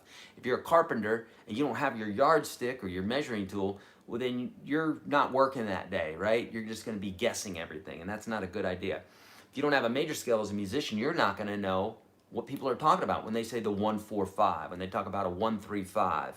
Oh, this is a major chord. It's the 1-3-5. Oh, the 7th chord, the dominant 7 is the 1-3-5 flat 7. You're like, well, I don't know what that means. If you know the major scale, you know what it means. Okay, it's super easy then, right? Same thing with the chords. You know, if someone says 1-4-5 chord progression, now they're going, okay, 1, 2, 3, 4, 5. Those are it's a 1-4-5 chord progression. Make sense? Cool. Jason's saying, okay, Eric, now serious question. How do you have, it's the cat. The cat's itching me. It's nothing else. The cat is itching me, okay? This cat sheds like no other cat I've ever met in my life. Love that. But it's also the sweetest cat that I've ever had in my life. Okay, Eric, now a serious question. How do you have so much hair at 50? Thank you, Jason. Well, number one, I have a really high hairline. Had it since I was a kid. It's never moved. It's just always been very, very high. But other than that, I have fairly a lot of hair, I guess, at 50. And lately here, the last year or so, I've been using red light therapy, just not for my hair, but just because it's supposed to be good for so many different things. Oh, there's your bonus for today. Get a Ruby Lux, RUBYLUX. Get a Ruby Lux light. They're like 20 bucks. Or you can buy those LED panels that are like $5,000, or you can buy one of these lights for like 21 bucks. Just be real careful with it because it gets blazing hot. And I hang this thing over the bed. When I wake up in the morning, I turn it on, and I also use it before I go to bed because it kind of gets you ready for bed mentally somehow. I don't know. There's all sorts of stuff you can read, science, all about red light therapy. So I can't go into it, but basically it rejuvenates your muscles. It helps your mitochondria, which is the powerhouse of your cells, so it gives you more energy. I need that like a hole in the head. Actually, I do. I love lots of energy. Makes your hair grow, makes you sleep better, wakes you up, just all sorts. It's amazing. Okay. Any advice on exercises to help me get separation between my second and third fingers? Joe Romano is saying. Joe, check out the exercises that I have for you for free in the second link that's below. I have exercises for you that will specifically work on your second, third, and fourth fingers, okay? But, you know, the easiest exercise would just be using like 2 and 3, going like this.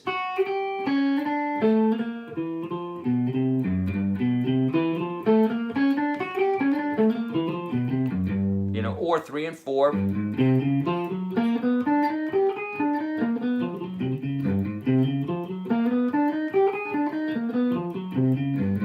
And then you can do stuff where you're stretching like this.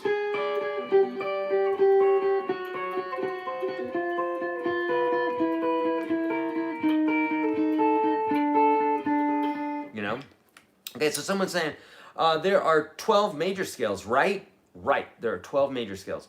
Are there the same number of blues and pentatonic scales as they come from the 12 major scales, or did I get it all jumbled up? Nope, you got it right perfectly. There are 12 pitches in diatonic harmony. There's 12 pitches. A sharp, B, C sharp, D sharp, E, F sharp, G sharp, and then we're back to A. That's 12. And so that means for every chord, you can play 12 different keys of that. For every scale, you've got 12 of those, okay? Pentatonics, blues, major, minor, modes, all. Frank says, yeah, I got the Ruby Lux. Great, smart, healthy. Indeed, it is, right? All right. Do these Ruby Lux also boost your mitochondria count? I don't know that, MSG Knight. I tell you who turned me on to this is Ben Greenfield. And if you're not following Ben Greenfield and you're interested in biohacking, I do. I've been biohacking before it was biohacking, but not to say that I'm super advanced with biohacking. Ben Greenfield's the guy to follow, not me. But I've been doing that for a long time with juicing and with raw foods and vegan diet and just all sorts of things. I've been doing that for a long time. That's probably why I have lots of energy, partially. And so, again, with stuff like this, it's like I just figure out, I get enough information that makes me go, okay, I'm doing that, and then I kind of forget about all the information. But I know it helps with mitochondria, but I'm not sure what it does, if it's the count or if it makes it bigger or what. I couldn't tell you exactly how the mitochondria works, but I got a buddy who could tell you exactly how. I just know once I figure it out, I'm like, okay, fine, I'm done. I don't need to know all the bits and pieces there.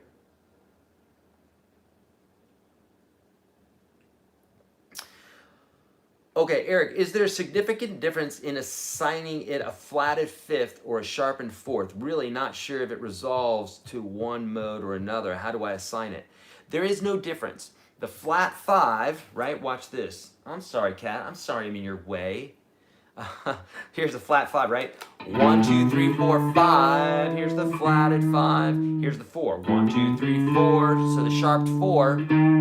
The sharp 4 is the same as a flat 5. It's also known as an augmented fourth or a diminished fifth or the tritone. So it's a rose by any other name. Is that how it goes? A rose by any other name is still a rose or something like that. All right. Friends, if you haven't already, please like this video. Let's try to get it up over 400. If you haven't already liked it, then please take a moment and do that. And also share. Oh, Alan, nice, beautiful. For me, it's been, I've been plant-based since, for maybe like the last 5 years or so. It's majorly helped, especially with my mind. I had a couple year bout with it, a couple years that I did it in college, and my skin cleared up. I had arthritis at the time. That went away. I saw massive health results, and of course then I went back to eating animal products again. That was smart, and now since then I've gotten back on the train, so I'm very happy about that. Ooh, sweet potato bean burgers. I'm down. I'm coming over. I'll stand 6 feet away from you.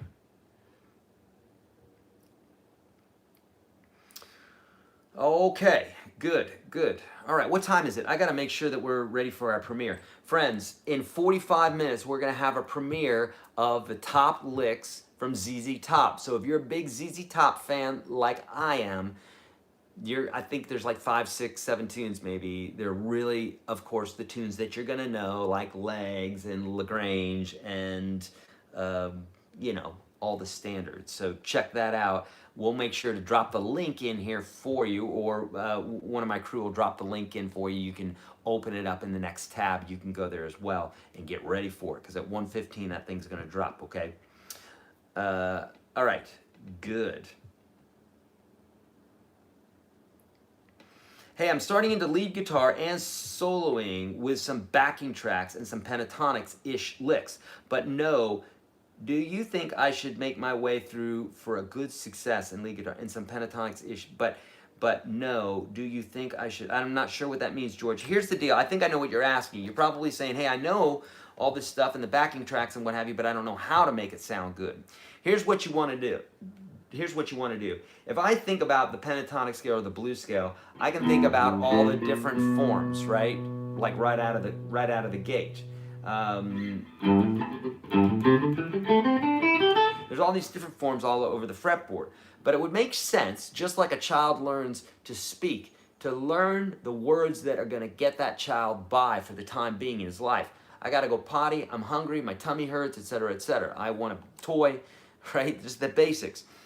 Doesn't need to learn lots of lofty phrases and words in the beginning, and that's how we should be thinking about musicians. There's no need to learn those lofty things, and not only that, it would be really weird for us to know that before we knew the basic stuff. So know the basic stuff first. Anybody who thinks that they're going to be a better musician by leapfrogging and skipping all the basic stuff and going to the advanced stuff, I'm sorry, is a moron, because that's not how it works. All the great players are really based in the basics, and they're embellishing those basics, but they know the basics. No one skips the basics, okay? So if you're thinking about skipping the basics, you'll be the only guy, the only gal you're not going to be the only one trying to do that. There's lots of people that try to do that because they're trying to skip stuff. Don't skip stuff, okay? So here's the deal. So like, what I suggest is, I have a video on YouTube called Minimalistic Blues, okay? Follow that, YourGuitarSage Minimalistic Blues. Search that on YouTube. I have a whole series for that, I believe, a whole series for that inside of UGS that you could check out for $1 today. So what that does is it says just focus on one little area of the guitar. So if I say just this right here, there's my home bass, there's my A, my tonic. And if this is in A, and then I've got my other notes here, I'm just using 4 frets. Now watch this.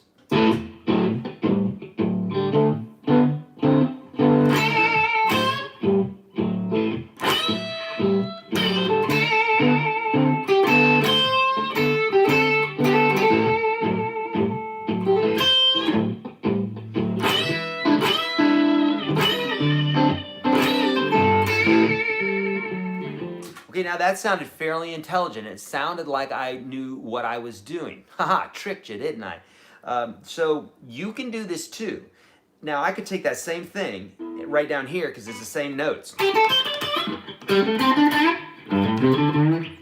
You could do this different places on the neck, and that's great because you're going to find that you're at home when you do that. Okay, so.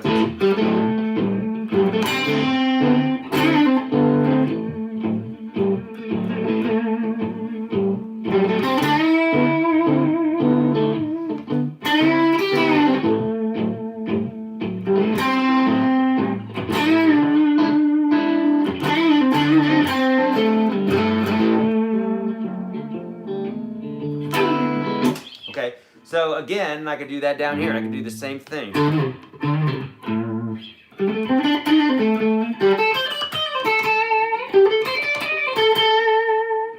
It's all the same notes, right? So what you do is you find yourself getting really good at one little thing here, and then that ends up falling in like 6 different places on the neck, and then all of a sudden you find out that actually, holy cow, I know the whole neck. I'm getting really good at this. And you will find that you do this. But if you're just thinking trying to do everything at once, it's just going to sound like a mess, and you're not really going to learn the neck. This is the way you're going to learn the neck, is by actually just playing one little section and then finding out, oh, it's the same thing every time. I've got these in minimalistic blues inside the UGS, man. It's amazing because what I do is I'll say, okay, check out these few frets. It's the same thing as these right here, and the same thing as these right here. That's all we're going to focus on for the next few tunes here. And you'll get it, I promise. Rick, thank you so much for the donation, my friend. Rick Fuqua, beautiful. Thank you, Rick. So appreciate you, buddy. Rick's been with us for a while. Thank you, bud. Does it just take practice to go from an E minor to a fingered G major 7? G major. Terry, it always just takes practice. That is a free lesson for everybody. It always just takes practice. That's all it takes. If you think it's anything other than that, you're lying to yourself. It only takes practice. And what the cool thing is that Everybody can do that. Everybody can only just practice. That's easy enough to do. Even if you only just practice a little or only just practice a mediocre amount, okay? It's going to take you longer to get to your goal, but you can do it with just practice. And it's only practice. That's the good news, is that it's the only thing that gets you there. The only difference between somebody great and someone who's not so great is practice. At least when we're talking about guitar here. Do you teach all 3 notes per string patterns in UGS Pro? Yes, I do. Or do you mainly prefer the cage system? It's totally different. I'm not sure why people throw those two together. I think somebody put up a video on YouTube one time, and since then it's confused. I feel like it's confused the whole community because they're two different things. The pentatonic, or the cage system, is primarily for chords, okay? And 3 notes per string is more just like, instead of learning your scales like this, like your standard way, you're learning 3 notes per string. You know, that sort of thing. Whereas the cage system is teaching you how to play chords all over the neck. Yes, it can also teach you where your scales are. I have a whole course on caged chords. I have a whole course on caged pentatonic. But just understand that when you talk about 3 notes per scale, 3 notes per string, it's just a different way of thinking, okay? So I have all of those in there. Kindred spirit, my friend. Thank you, Drew. Great question. So mainly prefer, so like I said, to me, it's not a prefer, it's, am I thinking about the chords, or am I thinking about the scales? And if I'm thinking about the scales, is there a certain way that I need to play it, that I need to be thinking about 3 notes per scale? For instance, like if I wanted to do a, you know, like economy picking type of bit, I might think 3 notes.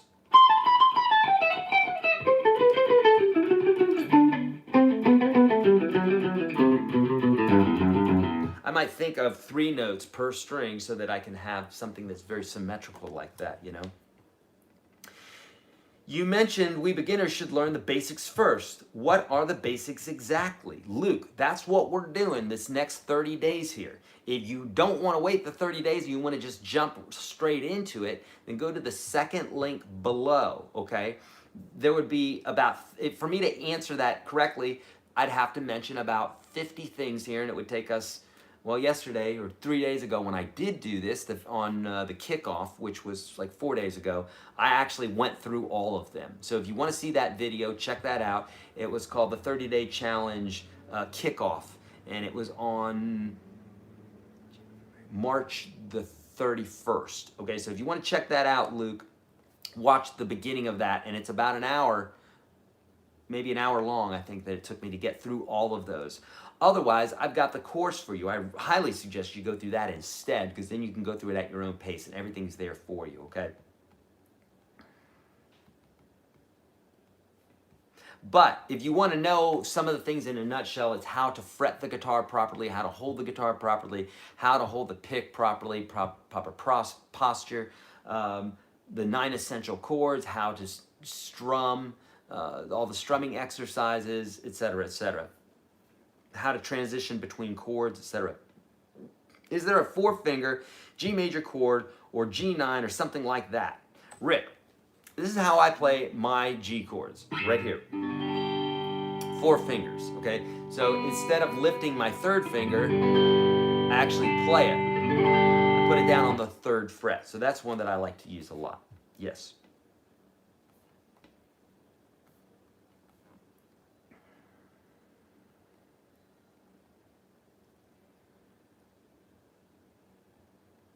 Please give me your opinion on 0-fret necks. Thank you. I don't really have an opinion on them. I think I have 1 or 2 guitars with them. I think my Gretsch may have them. And, you know, I don't really have much of an opinion on them. They are what they are. They have a 0-fret, you know. It's not going to make or break, or I don't even think about what I'm playing. So it's a non-point, if you will, for me. Aw, D and Luke 9, $50 donation. My friend, thank you. That means a whole lot right now, I promise you. That means so much, and I love dude just wrecking the city there because he's so excited. He's like, I'm happy and everybody's gonna know it. Thanks, friend. Super kind. Thank you, thank you, thank you. Could you please demonstrate the diminished notes and make a pentatonic scale into a blues scale? Okay, so I did that, but we'll do it again. So here's an A minor pentatonic.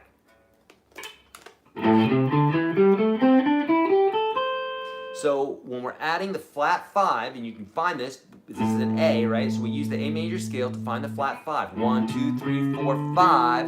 Flatten that 5, and that's the guy you want to add. So you're going to do it there. You're also going to do it right there. So if we add that flat 5 to the pentatonic scale, it sounds like this. Okay,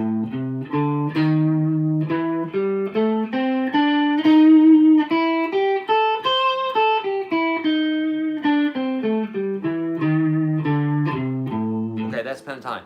Now, as far as diminished, what we're talking about is the diminished scale, diminished chords, etc. is basically when we're stacking minor thirds on top of each other. So this sound, if we have a G, and I go up a minor third, go up a minor third, go up a minor third,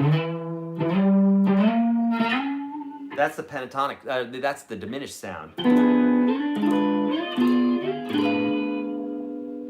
Okay? Whoops.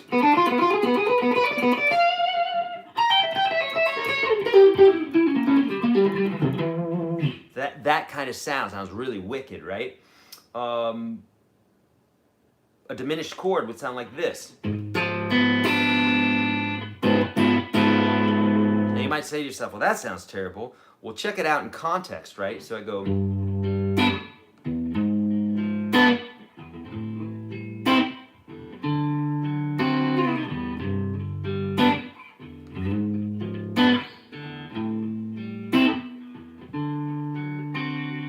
So the diminished chord, that nasty sounding chord, the one that sounded like this, it was here. Sounds terrible, right? But listen to it in context. Watch. It's the second chord that I play. Watch. Nasty. Ooh, don't throw that in a song. Yeah, do it. Watch. Here's the nasty chord. Sound nice there, didn't it?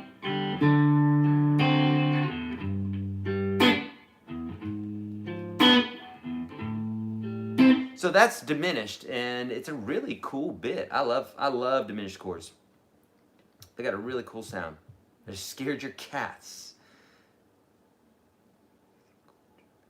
Suggestions for fixing chord jumping. If you mean transitioning between chords, there's a specific video that I call transitions.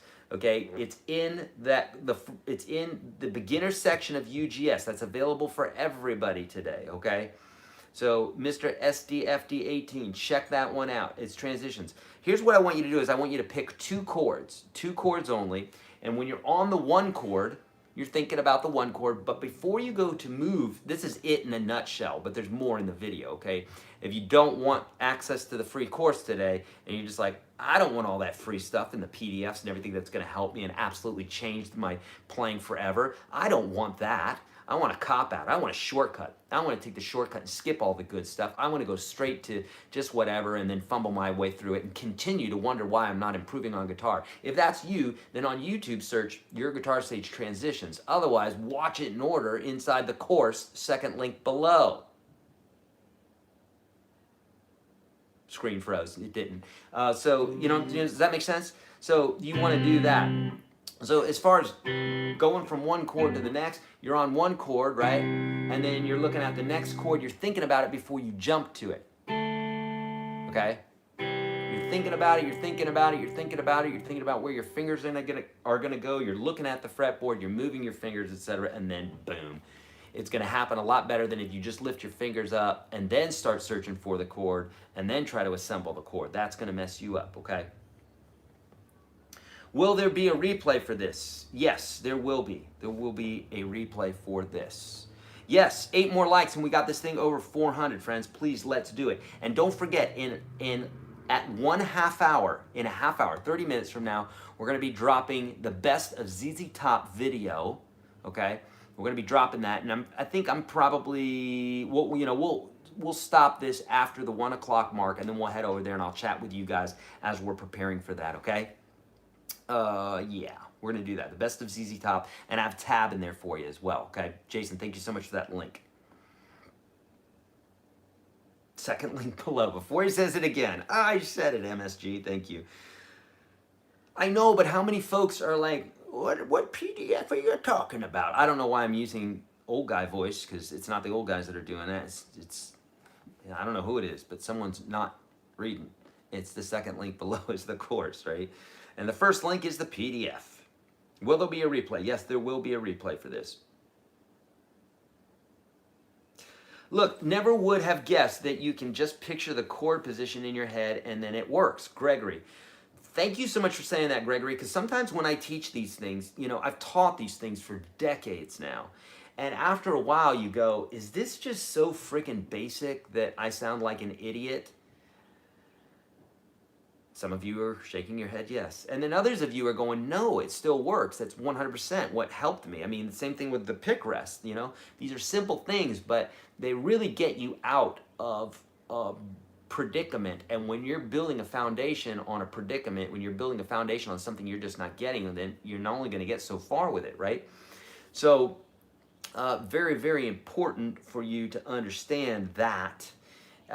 And it's like this. It's like I say, if you're jumping from rock to rock to get across a jetty or to get across a river or something like that, you're going to be on one rock.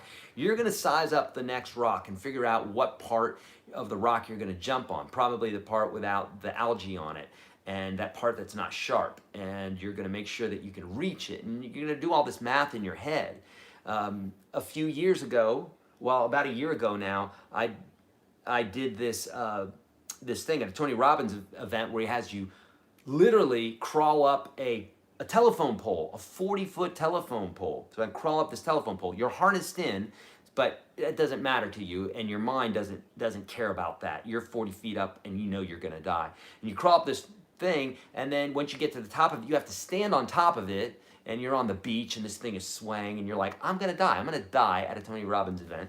You get to the top of this thing, and then there's this trapeze. Most people miss it. I got it. I was very happy about that. Not that that was the part of the lesson. That was part of my ego that wanted to grab that. But, and then this trapeze is sitting out there, and you're like, but there's nothing below me. And you're like you're doing all the math in your head. Can I actually jump out at that? Well, if I kind of give it a 50% attitude, I'm probably not going to hit it. So I've got to jump out into the air with all my gusto in order to grab this trapeze and jump out in midair and grab this trapeze. And that makes you feel very safe, obviously, than missing and then letting the harness catch you. I saw a lot of people do that. But nonetheless, you're doing all of this planning in your head before you jump. That's the way you want to think about these chords. If you're on the C chord and then you're going to the D chord, you want to think about it before you actually lift your fingers up. I see people all the time, they hit the chord, then they lift their fingers up, and then they start thinking about the chord. So yeah, it's going to take a little while. Makes sense? Michael Rooney with the donation coming in. Thank you. Michael, thank you so much for always doing these donations. That means so much to me, buddy. Thank you, thank you, thank you. Changed the strings on my Epi Olympic last night. Learned two things. It has a floating bridge and can now set intonation on it. Yes, Mike, I love that. And Mike, you can usually change that. The floating bridge is just a matter of the springs in the back, right? So this one, if I pull back on the bar, I mean, you can hear it. You can hear it a little bit, but that's more just because I'm literally pulling into the guitar. I can pull up and it doesn't change the pitch of the guitar. So this could be floating, but I have it to where it's against the wood of the guitar, gives it better sustain, and if a string should break, then I'm not gonna go out of tune, right? So a floating bridge will put your guitar out of tune, and the sustain won't be as good. There's nothing wrong with that. Tons of people that have floating bridges, I have guitars that do have floating bridges, but it's a give and take. It's like, what do you want type of thing, okay? Michael, thank you so much for the donation. That's super kind, friend. Really appreciate it. Yeah, looks like Mike Rooney could be in my ZZ Top act. Come on, Mike. Let's do it. We're starting a ZZ Top cover band. You and me, bud. I'll have to wear my faux beard, though, because this doesn't do it. That's not going to do it. Where's the money button, Alan is saying. Thanks, Alan. At the bottom left, near the smiley face, there's a little US dollar symbol, right? It's like an S with a line through it. Yeah, I don't see that, but I'm pretty sure it looks like that. You click on that, and then somehow you can donate. Thank you, friend. Thank you very much, Alan. I appreciate that. And thank you again, Mike. Super kind, bud. Ah, the 65 Strat. I know, this is my baby. I've always wanted one of these, always wanted it in this burst with the green pick guard. This pick guard, believe it or not, because you can see how aged it is, there are some 64s and earlier that don't have this aged looking pick guard, but during this particular pick guard, these are really sought after because they turn this kind of mint green-ish over the years. And if you were to try to buy one of these on eBay, the pick guard, guess how much? This is a freaking old ass piece of plastic. Guess how much? You guessed it, $2,500. What? Just for the pick guard? Isn't that nuts? But, you know, if you have a 65 Strat and you want that, it's not like they're making them anymore from 65, so that's what you end up paying for them. And again, it doesn't make the guitar play any better, it's just old school, you know, and some people just love that. Is there a certain way to use a wah pedal? Is there a certain way a wah pedal is used? Like in which rhythm or something? Is it more about playing around with it? Let me see if I can get this thing going here. We'll see here.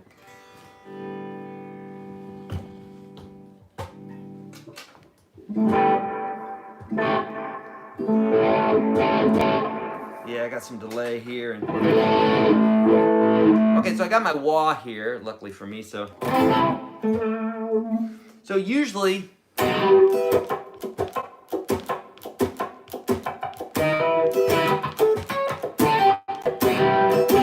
Paul's asking, is it pre-CBS? Here's the deal. A lot of people will only buy 64 and earlier because they were pre-CBS. So CBS bought Fender in 65, but all these parts were pre-CBS. So essentially it's a 64, but it was assembled in 65, February of 65. Ooh, I'm tricky, aren't I? So I didn't have to, so I basically got everything pre-CBS, but technically Fender owned it, but it's still all the original pre-CBS parts, okay? But Hendrix played CBS Fenders, and he did okay with them, so at the end of the day, does it matter? I don't know. So it does for ego, right? So usually when you're playing a wah, like I'm literally doing with the beat, bum, bum, bum.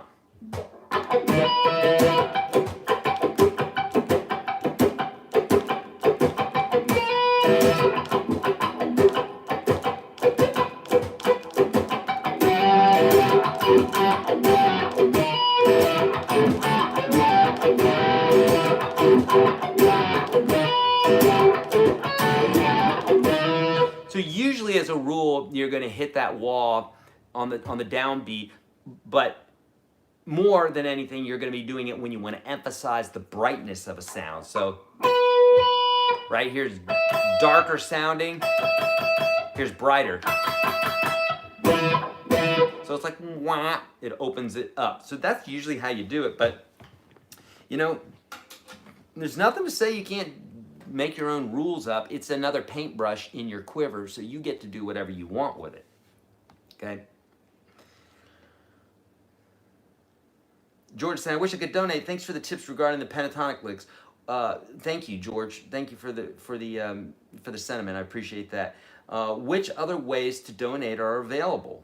I don't know. I mean, honestly, just liking the video, just giving a thumbs up and sharing it, that would be a great way to do it, okay? Heather wants everybody to say hi to her. Hi, Heather. How you doing? No one's ever done that before, Heather. Come on, Heather. Come on. Be cool. Why are you doing that, man? Just be cool. Jesus. Just curious, since it was being discussed, yeah, it needed to have some of its strings to make Jimmy happy. Okay, let's go past all of Heather's comments. Hello, Heather. Hello.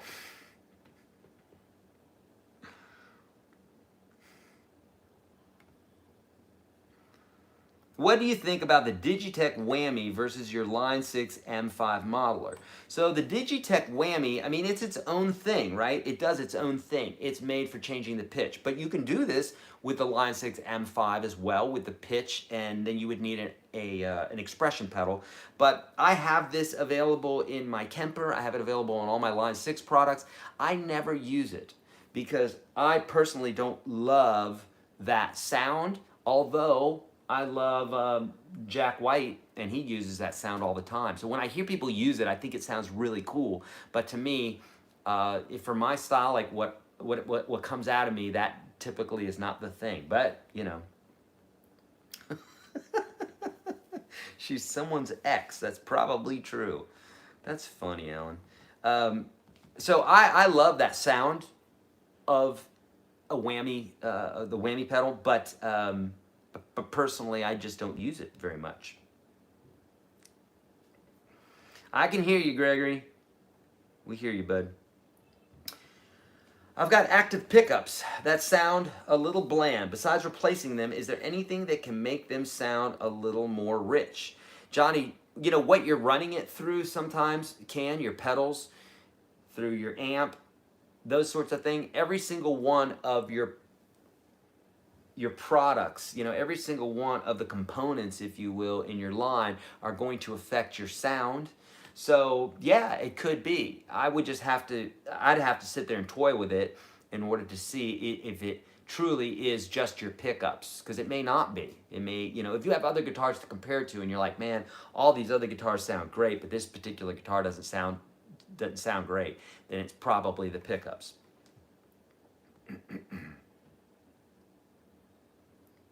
Oh yeah, Tom Morello uses it too.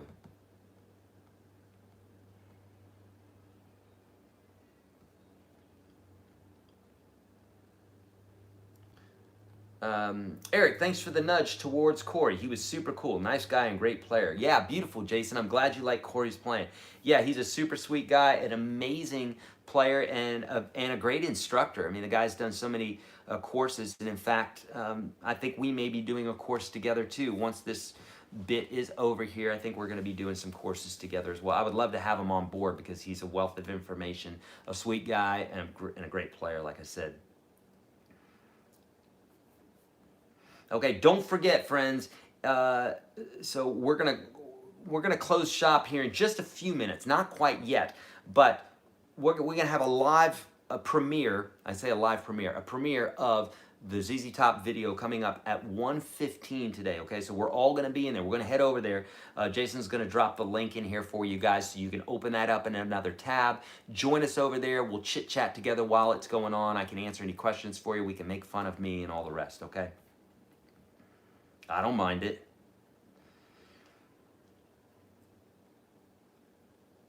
Thank you, BJ. We're getting down to the wire. Thanks for all your time and energy, Eric. It is nice to walk the guitar road with the Sage. Beautiful. Thank you. Yeah, so let's keep going here. I still want to get to some more questions because we have a few minutes here. We might as well. I'm not going to go anywhere. So let's keep. I want to get to your questions. Let's keep going here. Do you keep your tone pots wide open, or do you adjust on your Strat in particular? Kenyatta, it's a great question. So on my Strat, I almost always keep them wide open, almost keep them always at 10, because this particular guitar, if it leans anywhere, it's going to lean to be slightly darker than what I particularly love. So it's just slightly darker. And so that would be an example. I know that this guitar particularly is slightly darker because when I plug my other guitars in, I'm always like, I always grab my tone knob and I'm turning it up and I'm like, oh, it's up all the way. So sometimes I'll have to go over to my amp and turn up the presence a slight bit. So there are things that can be done about that, but you know, this is a 65. I don't want to get in there and noodle around with a 1965 Strat. I'm going to leave it as it is. I might do that with another guitar, but this one, it needs to stay the way it is. Otherwise, I'm going to be devaluing a very expensive instrument. Another thing you can do is buy a beat up 65, something maybe that has some parts, different parts and what have you. It's not really original anymore, and then start noodling with that. But when you have an original, authentic instrument from back in the day, if you start changing things, even if you paint it, that's really going to devalue that instrument a lot. Okay.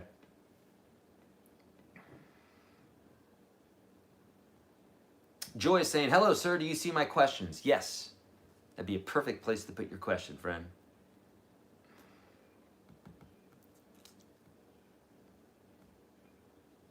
Eric, do you drink beer? I'd love to send you some German booze. Thanks, Jason.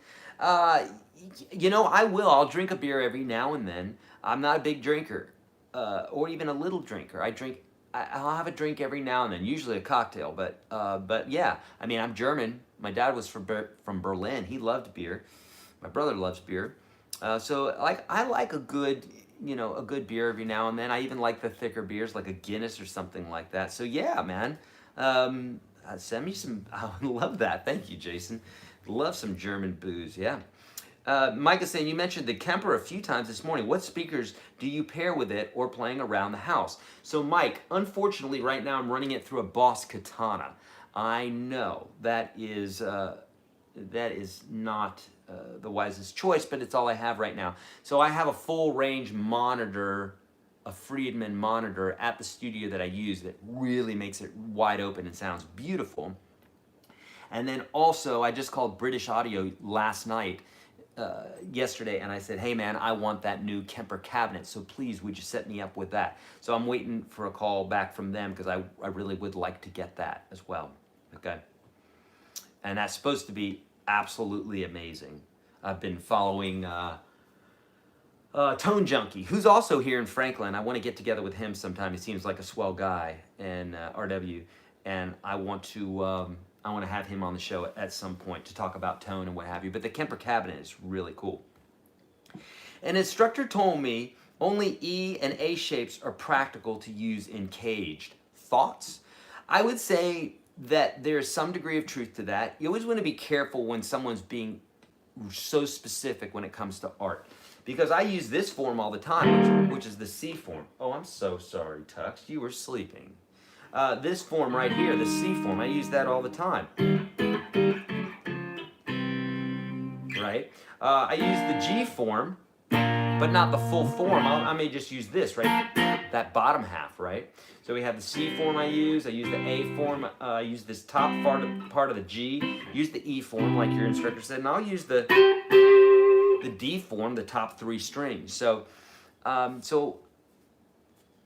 I think it's partially correct what he or she said, is that those are the easiest ones, but you definitely can use the other forms as well.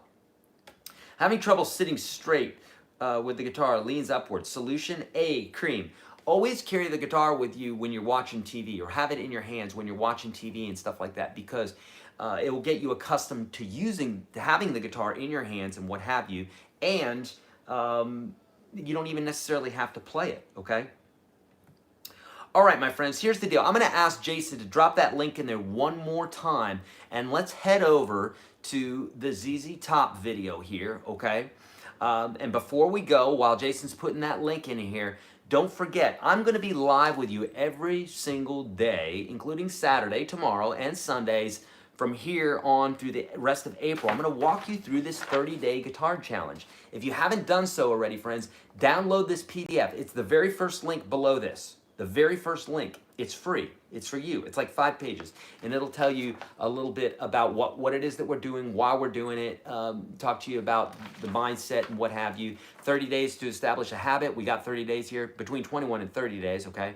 And then I also have some other links to some free stuff for you, some Tony Robbins stuff, some meditation stuff that I use that I think will help you improving the body. Mike and I, Mike, my right-hand man here in Nashville, he and I are doing a push-up challenge with each other, and so do these sorts of things. You got 30 days. You said, I heard you. You said that if you had the time, you would learn to play guitar, and now you got the time, right? The universe has forced your hand.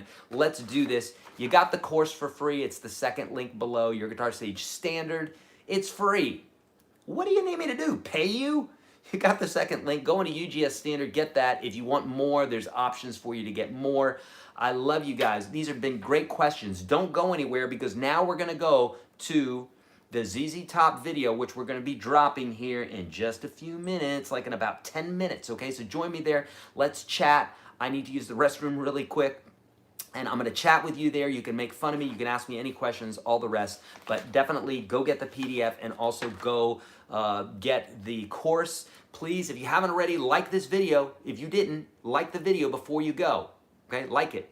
If you liked it already, don't like it again because you'll take a like away. So like it and what else? Oh, and share it with a friend. Okay, I love you guys so much. Thank you so much. Great. I do this as much for me that I do this for you guys. It means so much to me, and you got great questions today. Love you guys. Dig into your guitar. Keep up. Keep happy. It's the only thing you can do, right? Keep strong. Do it. See you. I'll see you over at the video right now.